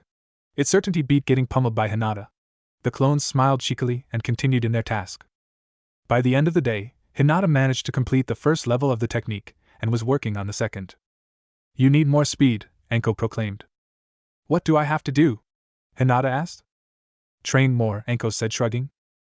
Chapter 6. Fight me. Naruto's class was again taken outside for another test. Naruto was thankful that it was not another written test. Those were the most boring, especially now since all the questions were too easy. Class, be quiet and line up, shouted Iruka. The children stilled themselves, wondering about what new test they had to pass. Iruka nodded in satisfaction as his students looked at him with questioning looks on their faces. Today we'll have an obstacle track. Your mission is to find Mizuki, who is in a position approximately 2 kilometers in that direction. Iruka pointed at the dense forest. Keep in mind that there are many traps between here and your objective. Iruka fell silent for a long moment. Go, he said. Some of the students rushed immediately into the forest, on a straight path to their destination. Among them were Naruto, Sasuke, Kiba, Shino and Hinata. Others took a slightly different direction, hoping that their roundabout path would have fewer traps. Only Shikamaru remained. Iruka frowned at his laziest student. Shikamaru, I said go. Yes, sensei, the lazy boy sighed and walked slowly into the tree line. This is so troublesome, he mumbled. As soon as Naruto entered the forest, he made a hand sign to create 10 clones and sent them ahead. Hinata, her Byakugan active, rushed to Naruto and fell in behind him. Thanks to Hinata's eyes and Naruto's clones, they were the first to find Mizuki. The professor raised an eyebrow as one clone found him into a clearing and dispelled itself. Soon after that, Naruto and Hinata arrived. Hinata was breathing heavily, but Naruto was unperturbed with the effort. Sensei, Naruto nodded politely, are we the first to find you? Mizuki stared at the boy for a few seconds, and then nodded. Yes, Uzumaki, you are the first, he said neutrally, writing something on a notebook. Naruto nodded, headed to a tree stump and sat down on it. Hinata sat next to him, still breathing heavily. A minute later, Sasuke landed in the clearing, a superior smirk on his face. He clenched his teeth and glowered when he saw Naruto and Hinata sitting on the tree stump. He looked like he was about to say something to them, but Kiba and Akamaru ran into the clearing. Sasuke calmed down and rested his back on a tree, feigning unconcern. Shino was next. A few more students arrived. Iruka appeared into the clearing and headed toward Mizuki. Surprisingly, Shikamaru arrived behind Ino and Sakura. The two girls headed towards Sasuke and congratulated him on his victory. Sasuke's face darkened and he tuned them out. A few minutes later, all of the students arrived. Iruka looked at his students. You did very well. Now, for the rankings, Naruto and Hinata were the first to arrive. The fangirls were stunned. The second to arrive was Sasuke and the third was Kiba. Iruka made a small pause before continuing, but he was stopped by a shout of outrage. Why are Naruto and Hinata first? Why isn't Sasuke first? Sakura glowered at the pair who watched the proceedings. Hinata wore the bland, superior Hyuga face. A few months ago, Hinata would have stammered an apology under the pink-haired girl's stare. Thanks to Naruto, the girl couldn't care less of her opinion. Naruto and Kyuubi were her universe and she would not let herself be intimidated by someone who scorned Naruto's abilities for which he trained till exhaustion. Naruto, on the other hand, just rolled his eyes under his mask. I can't believe I used to like her, he thought to himself. Does she think Sasuke is some sort of god? Yeah, said another fangirl. Sasuke is the best. They must have cheated. Sensei, I saw Naruto create some sort of clones, another girl piped out. I think they were solid. Sakura's eyes hardened and she pointed an accusing finger at Hinata. Yeah, and Hinata used her eyes to see the traps. And unlike Sasuke, who completed his mission by himself, they teamed up. It's not fair. They cheated. Virtually all girls nodded in condemnation of Naruto. The boys, however, were sick and tired of fangirls. Naruto was happy Kyuubi managed to get rid of his temper, mostly that is. He still had problems, but something like this only amused him now. Iruka-sensei never said that we are forbidden from working together, he said calmly. He also said nothing about forbidding the use of ninjutsu or bloodline limits. The girls began to grumble. Quiet! Iruka shouted. Naruto looked in interest at the man. Had this happened a year before, Naruto had no doubt his former teachers would have agreed with Sakura. While Naruto could feel the hidden loathing coming from Mizuki, both he and Iruka had a cool, yet professional attitude towards Naruto. Naruto had no idea why they were fair with him. He had the suspicion that the Hokage had something to do with it. Naruto could only hope they would continue. I am very disappointed in you girls, Iruka finally said. What Naruto said was very true. In fact, we, Leaf Nin, pride ourselves on our teamwork. It is in fact the cornerstone on which our village is built. As Naruto said, I said nothing about not using your clan techniques, if you have any. If you graduate and become shinobi and kunoichi, you will have to trust your teammates with your life and you must use any advantage to complete your mission, be they bloodline limits, clan techniques, or even simple tricks. That is all, class dismissed. At Iruka's words, the students began to leave until only Sasuke, Naruto, Hinata, Sakura, Ino and the two teachers were left. Sasuke walked towards Naruto from the spot he was resting on. Fight me. Huh? Naruto asked. Fight me, Sasuke repeated. Naruto didn't know much about the boy in front of him. One thing was clear though, Sasuke was not the most stable person around. He seemed concerned only with having strength. It probably had something to do with revenge for his defunct clan. Beside these, Sasuke was also as arrogant as the entire Hyuga clan put together. Naruto stared at the boy, wondering about the best way to get rid of the self-centered brat. He could not stomach losing a fight with the boy, but if he won, Sasuke probably would keep coming until Naruto lost. No, Naruto answered. He could at least postpone the confrontation. Fight me. I said no. Sasuke narrowed his eyes and launched himself at Naruto. Naruto prepared himself to block the attack, but before the two boys met, Hinata struck Sasuke twice, disabling his arms. The boy was so shocked by the sudden attack that he didn't even try to dodge the following gentle fist strikes from Hinata and he fell down, unable to move. The Uchiha looked at Hinata with an incredulous expression, unable to comprehend that the shy Hyuga girl incapacitated him. Sasuke-kun, Sakura and Ino shouted in concern, rushing to his side. Suddenly, Iruka was there to check Sasuke. The man's lips twitched slightly as he did so. Sasuke glanced between Iruka, Hinata and Naruto with an incredulous expression on his face.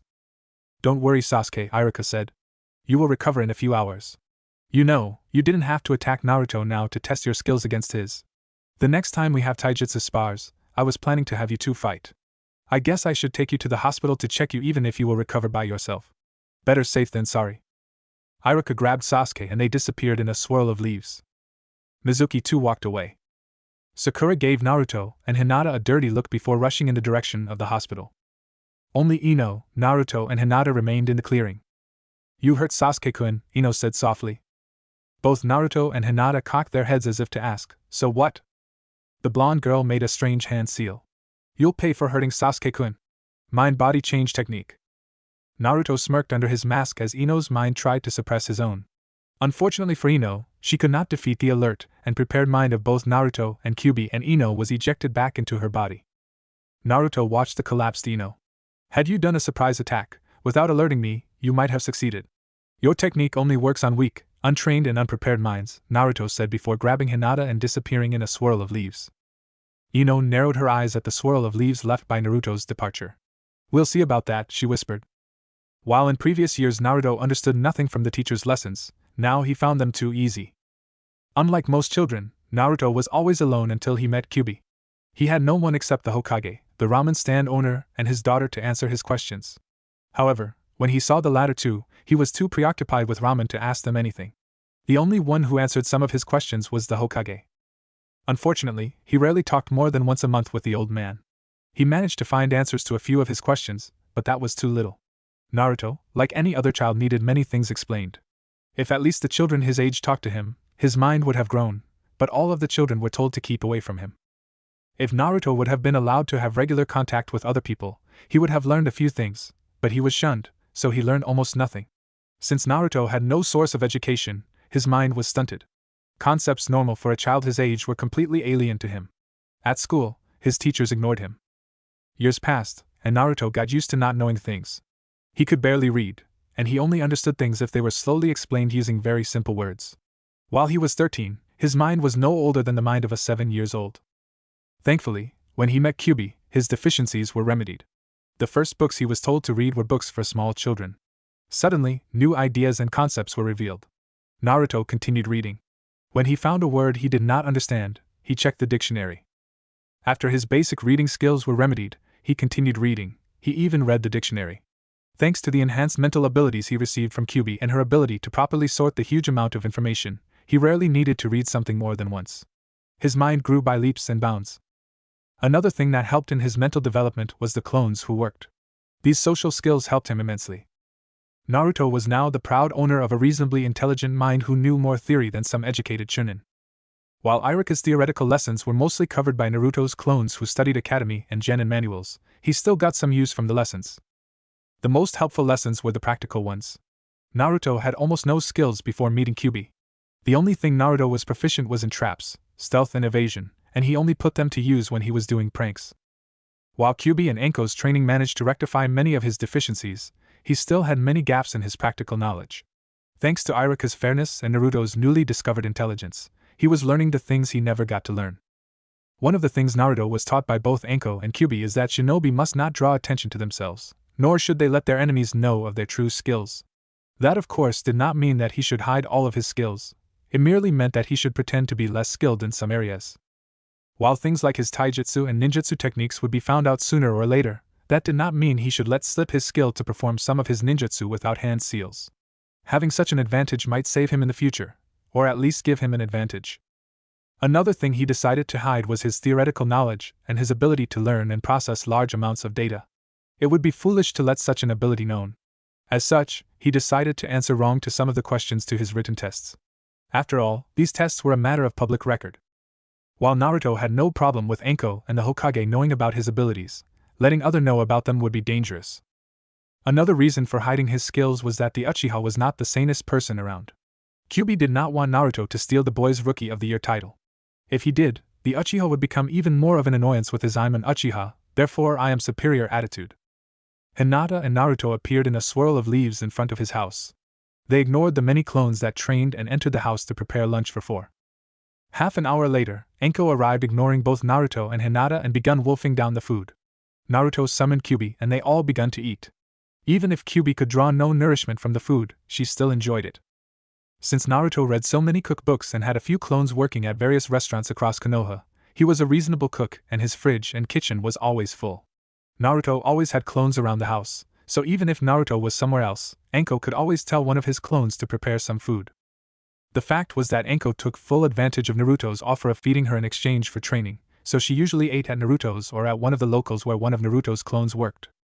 While most of the girls Naruto's age ate small quantities of food, Naruto, Hinata and Anko ate for 10 people due to their intense training program. Also, Naruto had to feed the constant stream of fox summonings. Fortunately, with all of Naruto's jobs, he had enough money. After they finished eating, Naruto told Anko about his day at the academy. So why didn't you dodge Yamanaka's attack? Anko asked. Those are pretty slow. There's no way you could have not been able to dodge. I wanted to experience it then, when Hinata was with me and Ino was alone, rather than later when I might have been alone and outnumbered, Naruto shrugged. Anko nodded at the answer thoughtfully. Fair enough, but what if you didn't manage to overpower her mind? Naruto shrugged. In a way, you did the right thing, Anko sighed. I don't think you were in any true danger and it was better to test it while you had Hinata with you. But if you'd been in true combat, then that would have been one of the stupidest things to do. Naruto winced and Anko was silent for a long moment. While your growth rate is impressive, you're still acting stupid. I think it's time to have this talk. It's time for you to see how our world works, Anko grumbled. You need to know that this world is dangerous and a small mistake can cost not only your life, but the life of your comrades. This is something my former sensei told me. He's a sociopath and a monster, but he's the greatest genius to come from Konoha, so as loath as I do admit it, I should tell you what he told me. Naruto and Hinata were surprised. Anko almost never talked about her former sensei Orochimaru.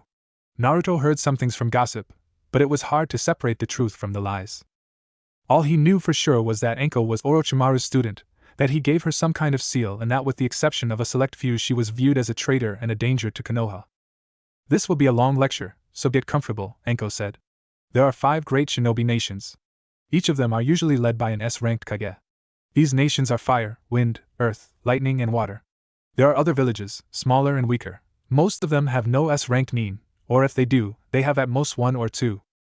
Konoha, for instance, has at present 3 S-ranked nin, the Hokage, Jiraiya and Tsunade.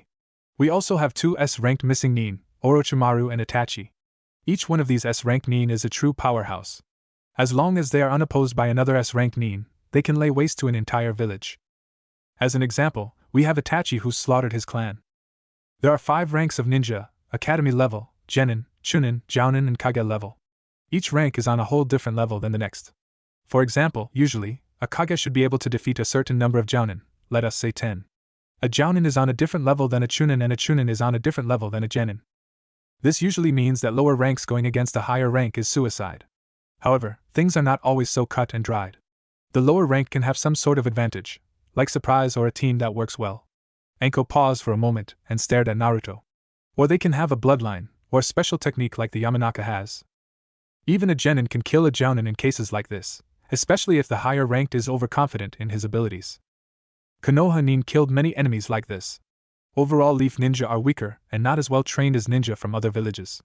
However, we have one great advantage. Konoha loves its bloodlines and clans and we pursued a policy of attracting and keeping them. In water, those who carry bloodlines were slaughtered. Wind and earth have few bloodlines. Only lightning has the same love of bloodlines, though they go about it in a different manner. Unlike Konoha who try to be as attractive to bloodline carriers, lightning is openly unscrupulous about their way of acquiring them. Anko looked at Hinata. You should know, she told the Hyuga girl. They tried to kidnap you for the Byakugan. Since bloodline carriers are treated like some sort of slaves in lightning, those who carry them try to stay almost as far from lightning as from water. This leaves Konoha with the highest amount of bloodline carriers. This gives Konoha nin a great advantage. For example, any Hyuga is very strong in taijutsu and they are excellent scouts. Inuzuka are great trackers and their bond with their nin dogs give them enhanced senses, speed, strength, stamina and their clan techniques are very strong. The Aburame are also good scouts and trackers and their allies are very powerful. All members of these clans, even genins, are as good at scouting and tracking as any jounin. All of those who belong into a clan have at least one skill in which they are very good. When an enemy nin fights with a Konoha nin of the same rank, the Konoha nin, if he is part of a clan, can use those techniques. Ninja from other villages think Konoha nin are weak. Unfortunately, that is half true.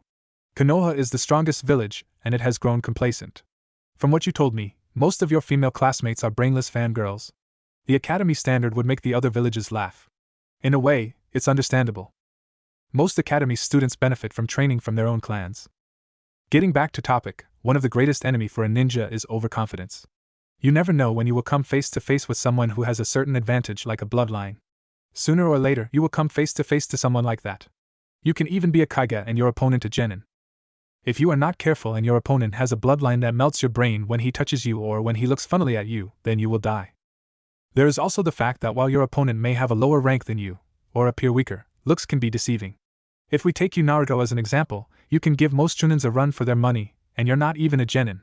Also, there are many things that matter in a fight. The ranks of genin, chunin or jounin are only approximations of strength. There are many different skills that a ninja can have. Any one of them can decide your fate in battles. While some are more important than others, none are useless. For example, your opponent is more powerful than you, but if you are good at stealth and traps, you can kill him without coming face to face. Another example, your opponent is stronger. If you are good at infiltration and assassination, you can poison him or put a knife in his back without having to fight him. Another way, if you are good at torture and interrogation, you capture someone who knows about your opponent, a subordinate, teammate or something. You find out your opponent's weakness and use it against him. You can have the strongest ninjutsu, taijutsu, genjutsu skills, strength, speed and stamina, but if you are stupid and careless, you'll find yourself poisoned or stabbed in the back by some pretty lady. If you have a weakness, it will be exploited. If you have an advantage, sooner or later someone will find a way around it. You are proficient at ninjutsu? They will engage you in taijutsu. You are good at taijutsu? They will use genjutsu. You are strong? They will be faster. You are fast? They will have more stamina. You have more chakra? They will evade until you are exhausted. You do not know how to fight a sword user? They'll come at you with swords. You are nice and like to help people? They will use that to trick you. You are inexperienced? They will find it easier to find a strategy to defeat you. Your enemies will try assassination, poison, lies and trickery. They'll use traps and throw weapons at you. We are ninja. There is no such thing as fairness. Your enemies will always use unfair tactics against you. If you are careless, you die. Do you understand? Naruto nodded soberly.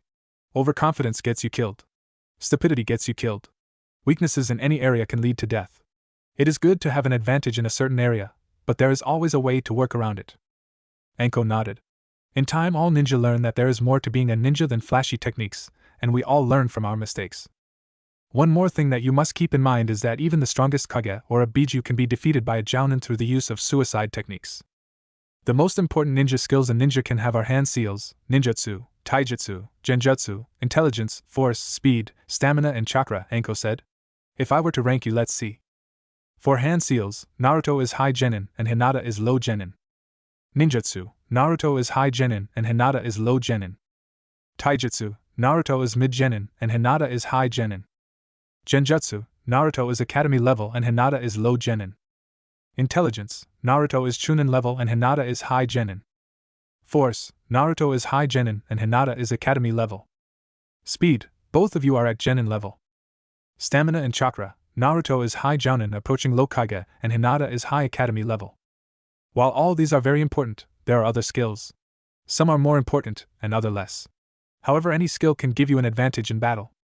Some of these skills are chakra control, elemental manipulation, med skills, kinjutsu, ranged weapons, assassination, torture and interrogation, scouting, tracking, stealth, traps, infiltration, survival skills, knowledge, sealing, fuinjutsu, experience, reputation. Both Naruto and Hinata raised an eyebrow at the last skill, but said nothing. For Hinata, your chakra control is at chunin level, med skills are at high genin, ranged weapons at genin level, scouting at jounin level, tracking at chunin level, stealth, traps and knowledge at genin level, sealing low genin, experience at low genin. For Naruto, your chakra control and med skills are at genin level, ranged weapons at chunin level, scouting and tracking at jounin level, stealth at high chunin, traps at high genin, infiltration, survival skills and knowledge at chunin, sealing at low genin, experience at genin level thanks to me, and unfortunately you do have a reputation. Reputation is a double-edged knife. If you have no reputation, your opponents don't know your weaknesses or your strong points. If you do have a reputation, your opponents are more likely to know information about you. While this is usually a bad thing, you can turn it into an advantage. For example, everybody thinks I am insane and bloodthirsty, she grinned. That means that even elite jounin would avoid a fight with me. The yanden was said to be so strong that at his appearance at the site of a battle, his enemies would flee. Sometimes reputation can save you of a lot of trouble. Unfortunately, with reputation come other problems. There will always be people who will try to kill you as a way to prove their strength or gain fame. Naruto and Hinata nodded solemnly. Anko fell silent for a moment, and then she continued. There is a reason I am training you two the way I am. To continue our lesson, the same way a jounin is a whole level above a chunin, an A rank technique is a whole level above a B rank technique. Usually the chakra expended for an A rank technique is about 10 times higher than the chakra expended for a B rank technique. Again, note that I said usually. Techniques are ranked based on a few criteria. First, it is based on chakra consumption. There are other criteria: chakra control, learning difficulty, destructive force, the number of people who are familiar with the technique, the number of people that can learn the technique. Some techniques result in the death or harm to the one who performed the technique, so their rank gets much higher. It is because of this that Naruto's clones can practice E-rank techniques the whole day. As it is now, your clones can master an E-rank technique in a few days. A D-rank technique will be mastered in a matter of weeks, a C-rank technique will be mastered in months, and it will take years to master a B-rank technique. The exception seems to be the shadow clone, summoning techniques and techniques derived from them. You appear to master them faster than I thought. It is probably because of Kyuubi, I think. Again, this is an approximation. You can master them faster if your chakra control and capacity grows and improves. It will also help if you have an elemental affinity. For example, if you have a fire affinity, you will be able to learn fire techniques faster. Another factor is experience, knowledge, and intelligence. Anyway, that's about all for today. Now scram to training. Anko finished. The Naruto clones who worked as hunters arrived home after a hard day's work. One of the ways they helped, beside the steady income, was that every day the clones would bring back some of the game they hunted. As the foxes that acted as sentries and guards over Naruto's home usually ate things like meat in its raw form or cooked, there was a constant need for fresh meat. Since buying large quantities of meat from the village was a bit expensive, even if the one who was doing the buying did not look like Naruto, the hunters brought home fresh meat from their hunts. Fortunately, the summoned foxes were not very large, so they didn't eat too much. As a matter of fact, summoned foxes were small compared to other summons. While the 3 legendary summons of Konoha, the slugs, snakes, and toads were very powerful and were primarily used for battle, the foxes were used more for scouting, guarding, tracking, and transport. The foxes could still be used for battle, but any of the 3 legendary bosses would dwarf the fox boss not only in size, but also in strength and power. A fox greeted the hunters and one of the clones stopped, took out a scroll and gave it to one of his partners and started petting the small fox. The rest of the clones entered the house, went into the kitchen, put their scrolls on a table and dispelled themselves. In the middle of the night, a figure entered the workroom of the Yamanaka clan head. The figure approached and sat on the chair behind the desk. After a few minutes of careful searching, the figure found a scroll. She bit her finger, wiped it on the scroll and opened it. Inside was an advanced form of the mind-body change technique which was only taught to Jounin level Nin. The less advanced one was taught to clan members after they entered the academy and was much safer to use. Using the advanced form was dangerous for an untrained mind. Ino Yamanaka smiled and started to read it. Chapter 7. Mind. Naruto's academy teachers took the class outside on the training ground. Today, we'll have another taijutsu spar, Irika announced. The Chunin called the students by pairs and had them spar against each other. Naruto ignored most of them, but watched the clan heirs' matches. The Nara boy gave up on his match. Chuji fought against one of the civilian kids and won quickly. While the boy was not very fast, he was quite strong. Kiba and Shino got paired together. Since the Aburame's weakness and the Inuzuka's strength was taijutsu, Kiba won the match. When it was time for Naruto and Sasuke's match, the dark-haired sneered at Naruto and rushed forward after Irika gave the signal to begin. The boy was using the Uchiha clan fighting style. It required speed and agility, and Sasuke had them quite developed compared to a normal academy student. Fortunately, it was not higher than Hinata's. 3 months earlier, Sasuke would have mopped the floor with Naruto, but many things changed since that time. First, thanks to Kyuubi, similarly to an Inuzuka, his senses, speed, strength, and reaction time were much better. Second, he ate plenty of healthy food and exercised his body. And third, he now knew a good taijutsu style, and thanks to his clones, he had plenty of practice with it. Sasuke, while very strong, was not on the same level with his brother, Itachi, who became an ANBU captain at the age of 13. He also lacked the Sharingan. Without it, Sasuke was a normal, if skilled student.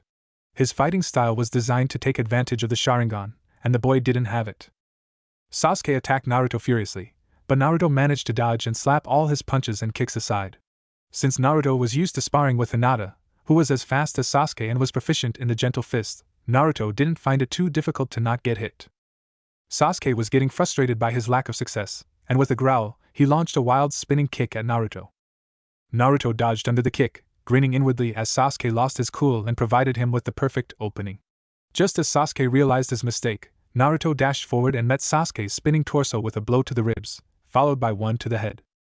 Fortunately for the young Uchiha, he managed to dodge the second hit and jumped back, grimacing at the pain. Nothing was broken, but Sasuke thought that he might need a few days until he fully recovered. How? Sasuke demanded, and the girls began to mutter among themselves. Seeing that Sasuke was holding his chest in obvious pain, Iruka stopped the match and told Mizuki to take Sasuke to the infirmary. With a final glare, Sasuke left with the Chunin and Iruka called the name of two girls. Naruto ignored the rest of the matches until Hinata's turn came. She was paired with Sakura. The pink-haired girl glared at Naruto, who beat the boy she loved, and Hinata, who also incapacitated Sasuke on a different occasion. When Iruka gave the signal to begin, Sakura threw herself at Hinata as if she was trying to murder her. Unfortunately for the girl who was trying to get revenge on behalf of her crush, Hinata was probably the second strongest student after Naruto, and the strongest girl in class. Ino was second and Sakura was third, but they, like the rest of the girls, didn't take their shinobi career too seriously, barely trained and ate far too little for a growing kunoichi. The result was a paralyzed Sakura. After Hinata left to the Hyuga compound for training with her father and sister, Naruto headed into the forest, still congratulating himself for defeating the Uchiha. So caught up was he into his victory that he failed to sense his attacker hidden behind a tree. Naruto collapsed to the ground when the Jounin-level technique hit him. Ino saw herself stabbed after she failed her Genin exam. She woke up in a sewer and saw the giant body of the Kyuubi no Yoko. As her body began talking with the giant fox, she realized what happened. These were Naruto's memories and she was reliving them. He was the container for the Kyuubi no Yoko. Ino watched in fascination as Naruto and Kyuubi talked. She felt her guilt, the boy's guilt, her fear that she really was a monster. Surprisingly, it was the Kyuubi that shook her from the depressing thoughts. She made a pact with the demon. She woke up, found herself in a hospital, and she talked with the old man, the Hokage. Part of her felt betrayed he didn't take better care of her. Another part still cared for the only person who showed her any affection. With the help of Kyuubi, she managed to convince the old man to give her a better house. There, the Kyuubi taught her how to make shadow clones. She told her how to buy things without getting robbed and receiving low-quality goods. She began to learn, at first, how to read, then how to control her chakra. She made solid clones who learned and worked. She trained. She saw her hands glowing with pink light as they caressed Hinata's back. She gave Kyuubi the same massage and they made love. She was so happy when she was held in her embrace, the first embrace she ever had, when she kissed the red-haired demon, washing away years of loneliness. Even if she was not human, she loved her. And then, Hinata. She was someone who was like her, hated and despised by her own clan. She felt and saw their first time together, her flushed body under her own. How she called her name between moans. How she vowed to protect Hinata, the second person she truly loved. She relived the time spent together with the two people that quickly became the center of her universe. She convinced Anko, who was hated by the village for being Orochimaru's apprentice, to train them. She felt close to the special Jounin due to their common backgrounds. She was happy that she now had another person she cared for and returned her feelings. Then, Ino Yamanaka opened her eyes into complete darkness. The girl heard a sound behind her, and she turned around to see Kyuubi in her human form. "Kyuubi," she whispered. The first impulse she had was to run at her and kiss her. She fought it and quashed the alien feelings. I am not Naruto, she thought. I am Ino. I don't love Kyuubi. I don't love Hinata. I love Sasuke. Ino, Kyuubi purred. Ino brought her hands together to dispel the technique. I'm going to tell the Hokage, she said. He already knows, Kyuubi said quickly. Ino narrowed her eyes. You're lying. No, I'm not. Look, Kyuubi said. Ino blinked as she saw and felt the memory of the meeting between Kyuubi and the Hokage. It doesn't matter, Ino shook her head and narrowed her eyes. Does he know about Hinata? Anko knows. So he doesn't, Ino said with narrowed eyes. I do not know if she told him, Kyuubi shrugged. I don't see what's wrong about it. Well, for starters, they're minors. Kyuubi raised a delicate eyebrow and chuckled softly. From my point of view, all humans are minors compared to me. 13, 23 or 103 years, that's still eons younger than I am. To demons, physical age means little. You're still corrupting them, Ino snarled. You're taking advantage of them. Kyuubi cocked her head in question. What do you mean? I'm not stupid, Ino sneered. You think I don't realize what you're trying to accomplish? You're trying to turn them away from the village, making them love you more than Konoha. I've seen enough of Naruto's memories to realize you're slowly trying to convince him and Hinata to stop caring about the village. You're trying to make them care more about you than Konoha by taking advantage of their loneliness. At the accusation, Kyuubi simply nodded. You admit it? Ino said incredulously. Of course. Why shouldn't I? Why shouldn't you? You're trying to make them betray the village. No, I'm not. You just admitted it, Ino said hotly. You can't deny it now. I am teaching them that loyalty and love is earned. As long as the village treats them fairly, they will not betray them, Kyuubi said with an amused quirk of her lips. Whatever, Ino said. I don't understand why Naruto trusts you, a demon. Anyway, I'm leaving, and after this I'll go straight to the Hokage. Did you not come here for a reason, Yamanaka? What you've seen so far is only the tip. Look deeper. Ino blinked, and she saw a woman feeding her strange-tasting milk. More such scenes replayed in front of her eyes. She felt sick when she drank the strange milk. She really wanted the better milk, but she was hungry. Sometimes the strange-tasting milk was the only thing she was given. That was poison, Kyuubi said after Ino got out of the memory. I had to not only neutralize the poison, but heal the ravages of hunger. A normal child would have been long dead. He was not even given enough food for a normal child. Demon vessels need more food than normal humans, but Ino flashed through many memories where she did not have enough food. And food was not the only thing Naruto lacked, Kyuubi said. More memories came. She got thrown out of the orphanage, but old man Hokage gave her a small apartment and a monthly allowance. Unfortunately, most shopkeepers wouldn't even allow her to enter their stores. Some of them enjoyed selling Naruto bad or rotten food, faulty equipment, growled Kyuubi. On top of that, they charged him with premium prices. No, Ino shook her head. They can't be all like that. I remember going to some of those stores, they were so nice with me, but… Kyuubi nodded grudgingly. Not all villagers were like this. The truth is that Naruto was mostly protected from direct violence by the Hokage. He wanted Naruto to have a normal life. Unfortunately, others had different plans. Children were told to stay away from Naruto. She wanted to play with other children, but they never wanted to play with her. Some of the children enjoyed bullying her, and the only thing adults ever did was to tell them to stay away from her. Ino got out of the memories and thought back on something that happened years before. Some boys made fun of Sakura's forehead, and Naruto cheered her up. When Naruto and Sakura parted ways, they looked like they would be good friends. But the next time she saw them, Sakura was very cool towards the boy.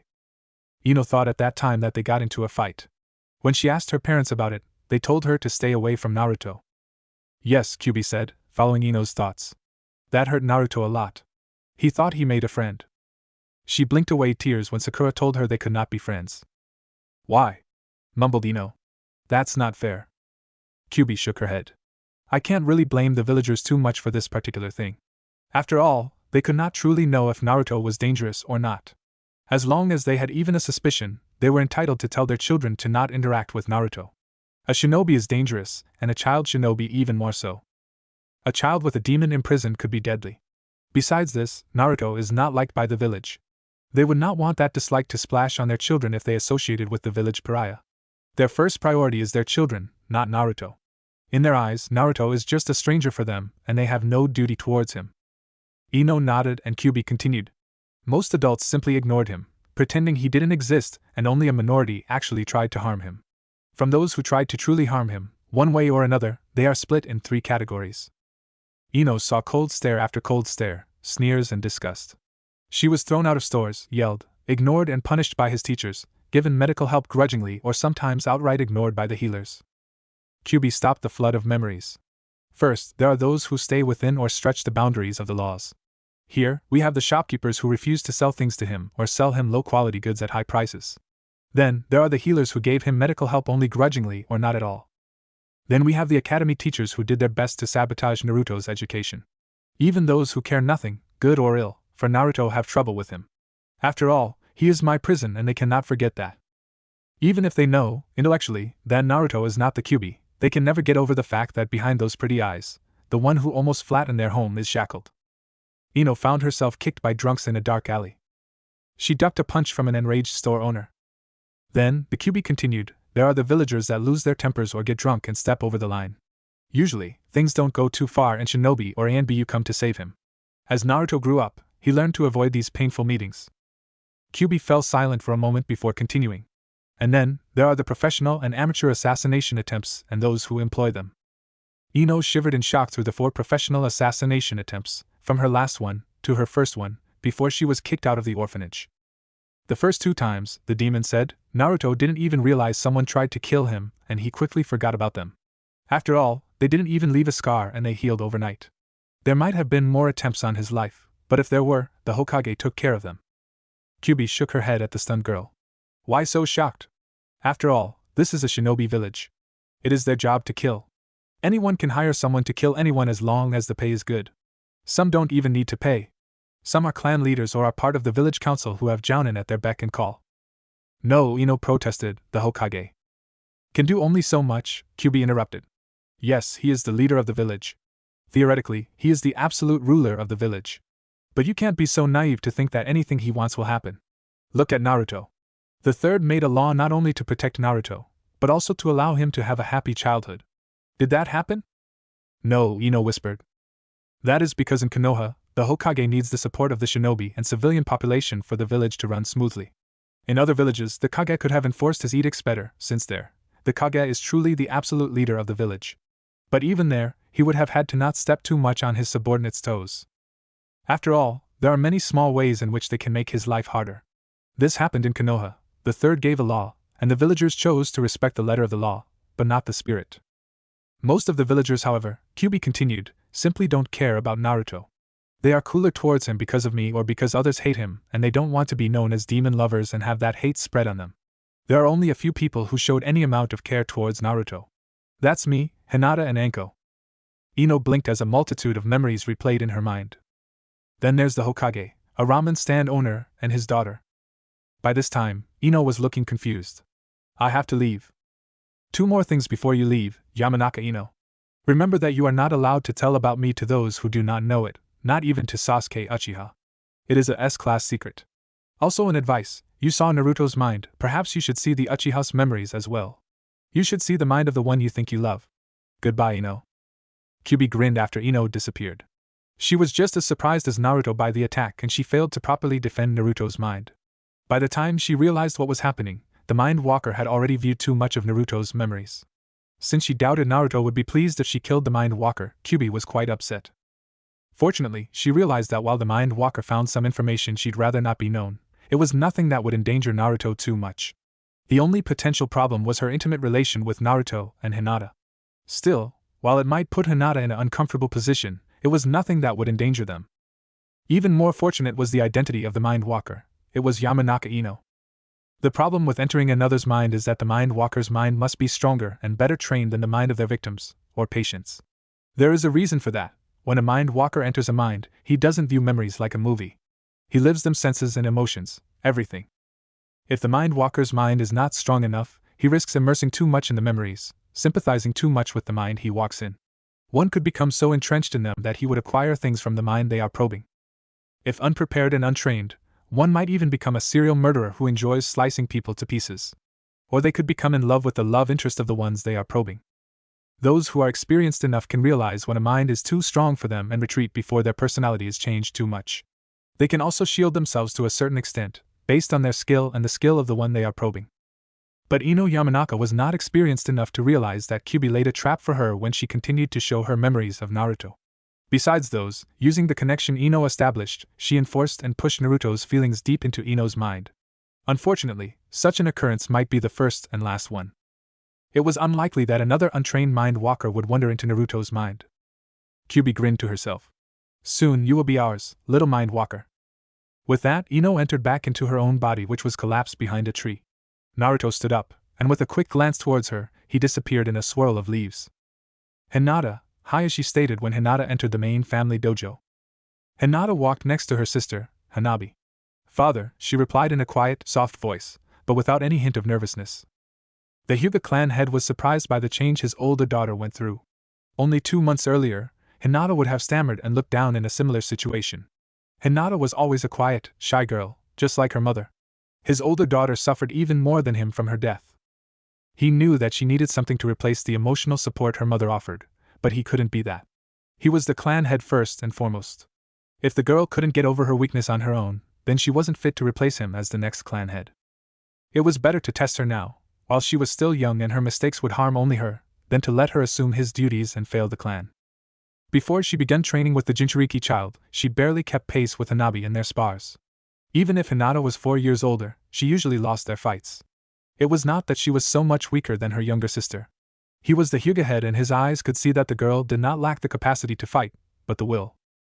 She was simply unwilling to harm others, especially her younger sister. She was too much like her mother. But after she began to train with Uzumaki Naruto, she changed.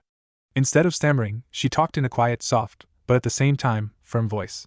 While before she kept her head bowed, with her eyes to the ground and her shoulders hunched, she now held her back and head straight.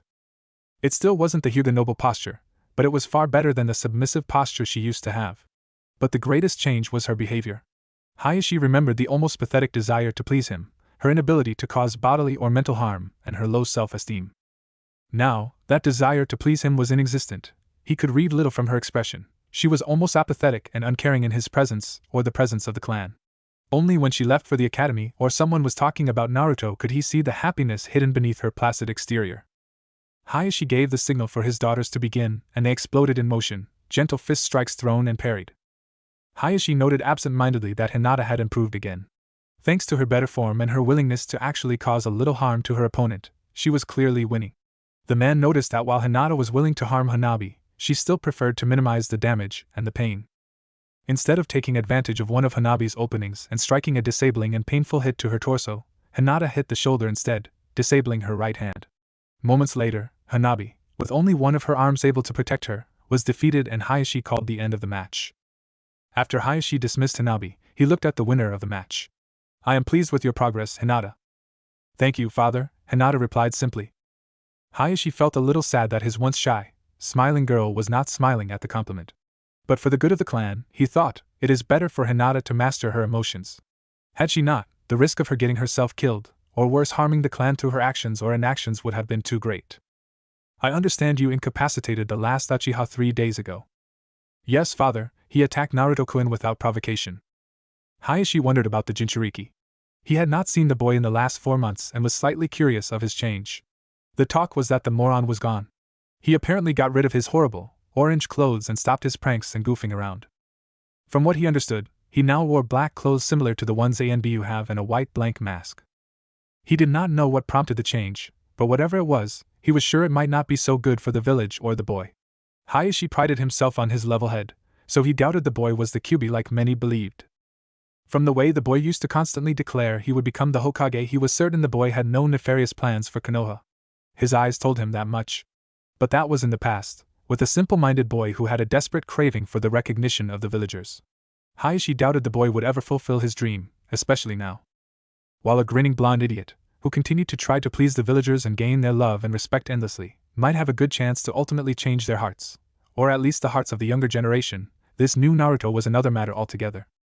From what little he knew, this new Naruto was almost antisocial with most people, though quite polite. He stopped trying to impress the people around him, and judging from his academy performances, he appeared to not only be capable of taking care of himself, but willing as well.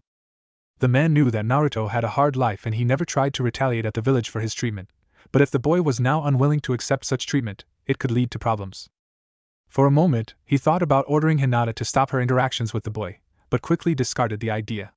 Hinata continued to improve and that meant the clan would be stronger for it. Also the boy was a Jinchuriki. He could prove a powerful tool for the Hyuga. It was best to wait and think carefully before making any decision. Until then, he would allow Hinata to train with the boy. Chapter 8. The Other Mind. After his meeting with Ino, Naruto appeared to his home in a swirl of leaves and took a seat under a tree. "Kyuubi?" he asked. Kyuubi popped into existence, sat down next to him and leaned her head on Naruto's shoulder. "Yes? What is it?" "About Ino," he begun. "Oh. I'm sorry. She took me by surprise when most of my attention was elsewhere." Naruto shook his head. "I know, it's fine, but I wasn't thinking about that. I wondered why you showed her so much." "She is infatuated with the Uchiha boy," Kyuubi answered.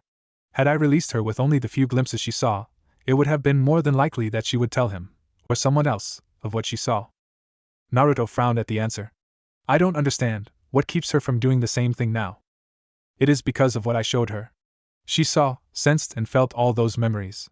She now knows and feels what you went through your life to some extent. Your feelings for Hinata, for me, were felt by her. To some minor extent, a part of your affection, feelings, emotions were transmitted to her." "You mean Ino loves you and Hinata?" Naruto gasped. "I would not go that far," Kyuubi said, a little pleased, "but in a way, yes, you could put it that way." "You mean," Naruto's voice trembled, "you brainwashed her?" "In a way, it could be considered that." "Kyuubi, I told you I don't want to harm the villagers." "I didn't hurt her, Naruto," Kyuubi sighed. "And you didn't let me finish." "Sorry," Naruto said, chastised. "What I was going to say was that it was brainwashing in a small, minor way only. For example, you do not like the Hyuga because of the way they are behaving towards Hinata. Did Hinata brainwash you?" "Of course not. But she told you things, the same way I showed Ino things. The only difference is that the exchange of data between us and Ino was deeper. If instead of telling us of her home life, Hinata showed us her memories, would it be brainwashing? For true brainwashing to occur, the mind, personality, must be, more or less, destroyed. Oh. Ino would be friendlier with you, Kyuubi said. You sound pleased, Naruto said suspiciously. Of course, Kyuubi replied. Why? You don't like the village or the villagers.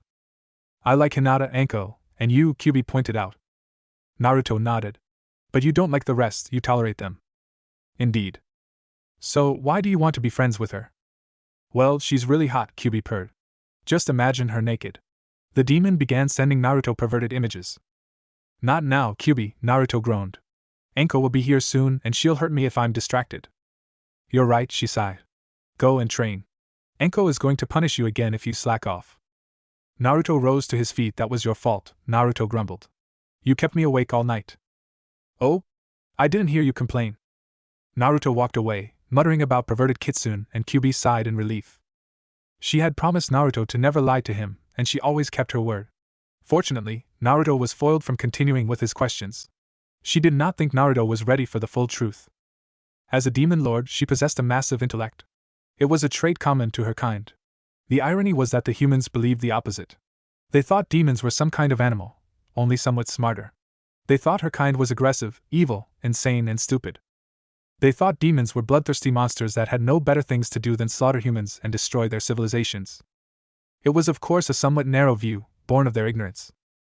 It was practically impossible for an immortal being like her to live for eons without accumulating knowledge.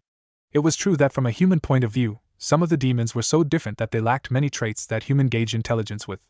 But this different, alien intelligence did not make them stupid, only different. Also, sometimes when human thought they were interacting with a demon, it was only a small fragment of their mind. Due to their immortality, they sometimes hibernate. Sometimes demons shut down most of their mental abilities, due to injuries or other reasons, leaving them with only shells of their true selves. Of course, some of her kin really were nothing more than stupid animals. Some of them were really as aggressive and insane as the humans thought. Demons also have a different ethic system. Many think that humans are inferior to them like humans think animals are. For them, killing a human is the same as a human stepping on an ant. Had she not interacted with Naruto, his life would have been much different. Usually, when a demon was sealed into a Jinchuriki, they liked to amuse themselves by giving them a hard time. The one-tail likes to drive his host insane while others, like the two-tails, have more of a symbiotic relation with their hosts. Most were in between, depending on the demon, host, and the reason they were sealed. Had she not interacted with Naruto, as she initially planned, the difference would have been great. Based on Naruto's prior personality, it would not have been pleasant, from her point of view, at least. The boy's former destiny made her feel slightly disgusted. She suspected that some of Naruto's traits were subtly influenced by the Hokage. The boy's dream was to become the Hokage, gain the acknowledgement of the villagers and protect them with his life. That last part really disturbed her. She would never risk herself for some unknown people. Unlike her, the old man had encouraged these desires. In truth, she could not blame the man. In his own way, he wanted to protect Naruto. As long as he was loyal to the village and strived to prove himself to them, he would be relatively safe from the village. If Naruto were to become less than loyal to Konoha and step over the line, betraying Konoha or becoming a missing nin, the Hokage would have no choice but to order Naruto's death. Had she not interfered, Naruto would have continued in his blissful ignorance. Lacking proper training and sufficient maturity, he would have blindly jumped into fights until one of them cost him his life. His personality was such that in time he might have become accepted by the village, and even became Hokage. The chance was small, but it was still there. The old Naruto was like a puppy, a small pitiful animal, craving love and acceptance, a dog that would return no matter how many times you kick him. In time, even the most hardened people would take pity on such a dog. Of course, there were some that would joyfully rip the dog to pieces. Such a Naruto would have gained a certain measure of acceptance. The present Naruto, or the future Naruto she was molding, would have a much harder chance of getting accepted. This new Naruto was like a huge, ferocious dog. Huge, ferocious dogs aren't kicked, they are too dangerous. You can't kick them like the puppy. You stay away from them, fearing their bite, or you kill them. Kyuubi would not have set Naruto on this new path. However, that changed when she began to understand the Yondame's seal. Normally, the seals placed on a Jinchuriki were different. They only imprisoned. Unfortunately, the Yondame, idiot savant that he was, managed to do something different. Instead of making Naruto a prison for her, he managed to tie them together. This means that if Naruto dies, she too dies. Fortunately for her, there is no way to permanently kill her. It would be unpleasant, to say the least, but in the end, she would return eventually. The problem was that Naruto would return with her. He would not have such a huge influence on her power as he now had, but it would still be there. At first, when she made contact with Naruto, it was only out of self-interest. She thought it prudent to have some sort of mutual understanding with her jailer. But then, she realized that this curse might turn into a blessing. She found that the boy was a good companion, if she ignored his more annoying habits. She educated the boy, stamped out the annoying habits, and found herself beginning to like him. She was now quite happy with her new situation. It certainly was more enjoyable than sleeping. Kyuubi had plans for the future, plans that the present Naruto would not really want. And these plans did not include Naruto becoming Hokage. She saw no reason for Naruto to protect Konoha. After all, the vast majority of Konoha citizens were strangers that never helped and were usually hostile to Naruto. There was no reason for Naruto to protect them. If he continued to desire to become the Hokage, she would of course support him. But in the meantime, she would plan for other options that included giving Naruto something else than Konoha to love, something like girls. In truth, when Kyuubi told Hinata that Naruto would need other mates, it was a slight exaggeration. The main reason she said that was for Naruto to gain other people, ones that would be loyal, to love. Since there is no greater bond than the love between mates, Kyuubi decided on building a harem for Naruto. The fun she would have with them was a bonus, but the main reason was more pragmatic. Even before Kyuubi made contact with Naruto, she knew most of what he knew. After that, Kyuubi gained even more access to Naruto's senses that were significantly boosted by their contract. She had always known that the young Hyuga was in love, or infatuated, with Naruto. Only an oblivious idiot like the old Naruto could have missed the signs. Even before Hinata spied on Naruto's training, she had decided that the girl would be good for Naruto. The girl had a confidence problem, and she appeared to be disliked by her clan. It was exactly what she needed. Someone who, after being shown affection, would be far more loyal to the object of her affection than to her village or clan. In a way, Hinata was similar to Naruto's injured soul, looking for someone to belong to. She decided she, along with Naruto, would be that someone. She had also set her sights on another Anko. She too was an injured soul. While Kyuubi approached Anko to train Naruto, it was not the only reason. She could have found another sensei. She was certain she could have guilted the Hokage into providing a sensei for them if she chewed him out for Naruto's total lack of education. After all, the old Naruto was not even able to read at the level of a first-year academy student. Since his old academy instructors went out of their way to ignore Naruto, he had almost no ninja skills. And since he was Konoha's pariah, he also lacked any social skills. Kyuubi was certain she could have made the old man guilty enough to help her with Naruto's training. However, she preferred her present situation. Anko was far better than anything she could have hoped to get from the Hokage. Anko was Kyuubi's second target. The special jounin was not only skilled and experienced, but she was like Naruto and Hinata, hungry for somewhere and someone to belong. Kyuubi was certain that the present Hinata would choose Naruto over her clan and village. She was not certain about Anko, but she was confident that in time, after the Kunoichi's relation with Naruto evolved, or even before that, she too would choose Naruto over Konoha. And Naruto would choose the girls over the village. Kyuubi had no intention of allowing Naruto sacrifice himself for a village that despised him. Even if the village loved him as the Yandere reborn, she would still feel the same. Konoha was a ninja village. As long as Naruto remained loyal, he would have to fight for it. In the end, he would eventually die in one of their many wars. Kyuubi had no intention of allowing this. The old Naruto would have gladly sacrificed himself for Konoha, hoping to purchase a small measure of respect with his life. She obviously abhorred this idea, so she decided to search for a reason to live.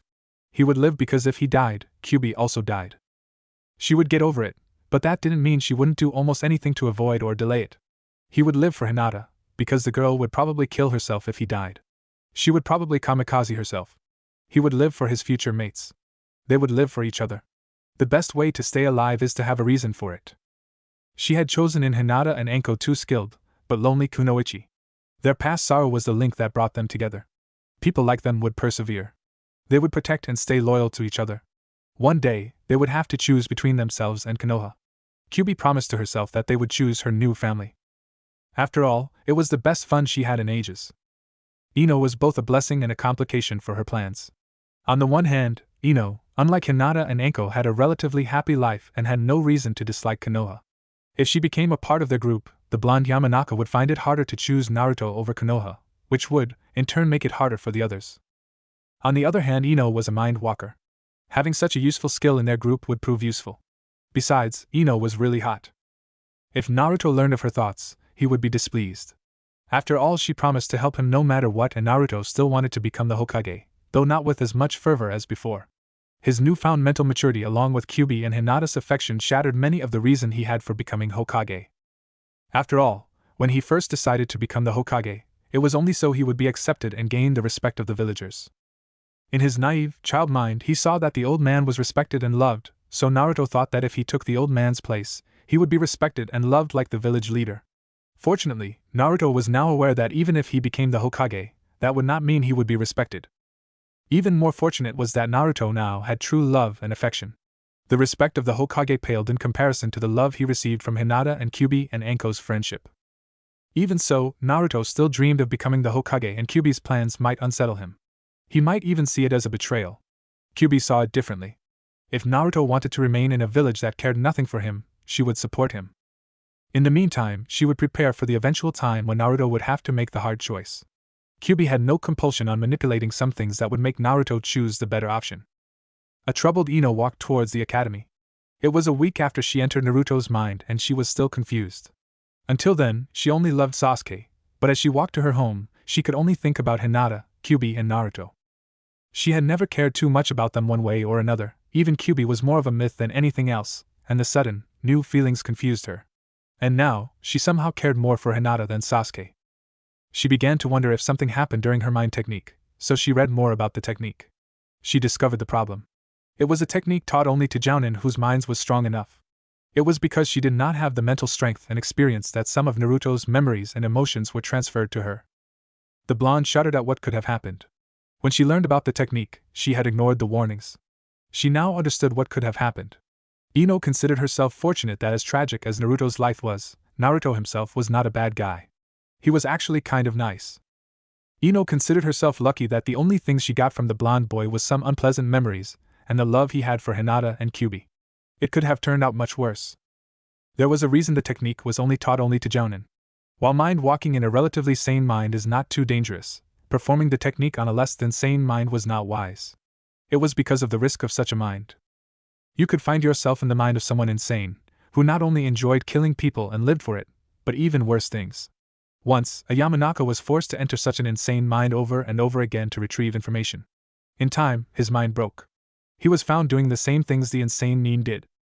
It was because of this that she should have been more careful. She was not fully trained and she spent far too much time in Naruto's mind.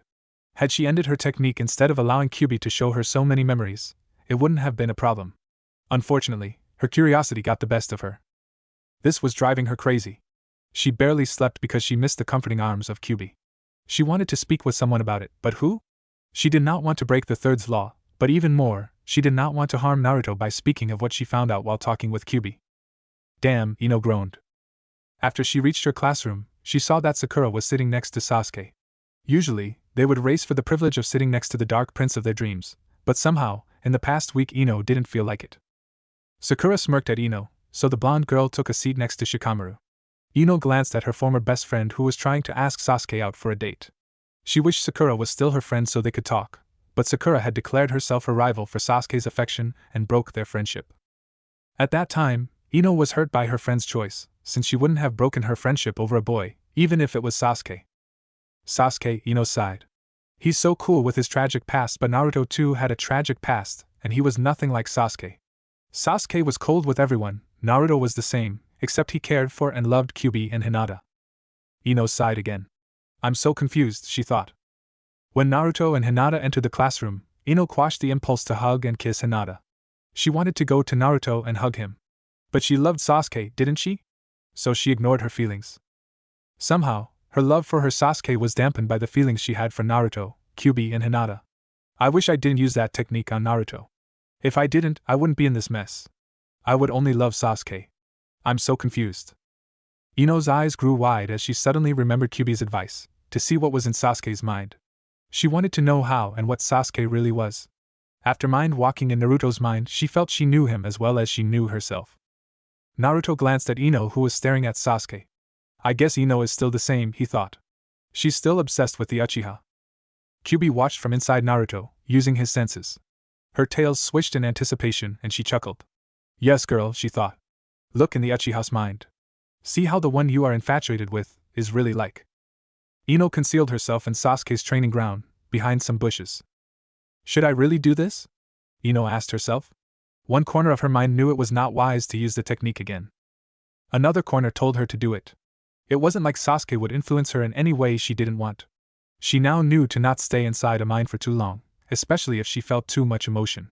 And it was Sasuke. She really wanted to know what he felt. An exhausted Sasuke was hitting a training log. With some luck, he'll think he collapsed from exhaustion. With a hand sign, Ino's mind entered the Uchiha boy's mind. Both of them collapsed to the ground. Ino walked toward the Uchiha district. She saw dead bodies. Ino learned some tricks after she used the technique on Naruto. The mind walker concentrated and the memory faded away. While she was curious to see what happened, she was not foolish enough to relive the massacre. Ino let go and slipped in another memory.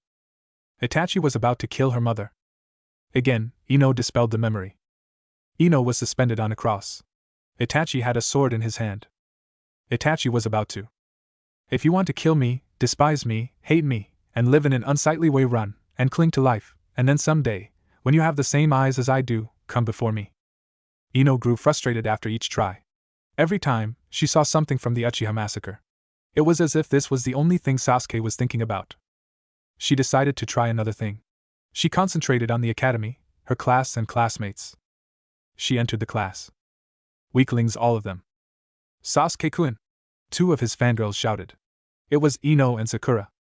Useless, both of them and all girls in her class, not fit to bear Uchiha children. Annoying. She ignores them. Her eyes fall on Naruto. Next time I will defeat you. Itachi, I will kill you. Ino's body opened her eyes. She immediately fled. She didn't stop running until she got home, where she locked herself in her room. That can't be, she mumbled. Was that the boy she loved? Was that her Sasuke-kun? Someone obsessed with the death of his clan and killing Itachi? Every time she viewed a random memory, it had something to do with Itachi. Everything paled to his hate, rage, loathing. He cared nothing for anyone. She was nothing. His mind was so dark. Even Kyuubi felt somewhat comforting. She was useless. Naruto's mind was nicer. Weakling. She wanted a hug.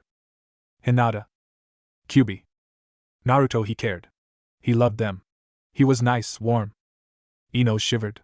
Sasuke was cold and clammy. Naruto would do anything for Hinata. Sasuke cared only for power. She never wanted to feel that. Empty. Cold. Hate. Rage. What would have happened if she stayed in Sasuke's mind for too long? Would she have turned into that? To hate someone like that?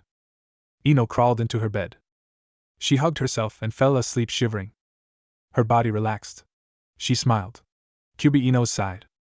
What if Naruto has harem with Kyuubi, Hinata, Anko, Fem Haku? And thanks for watching my video till the end. If you enjoyed this content, then do consider subscribing to my channel, and leave a like if you guys need the next part, comment down, and thanks for watching the video, and see you guys in the next video.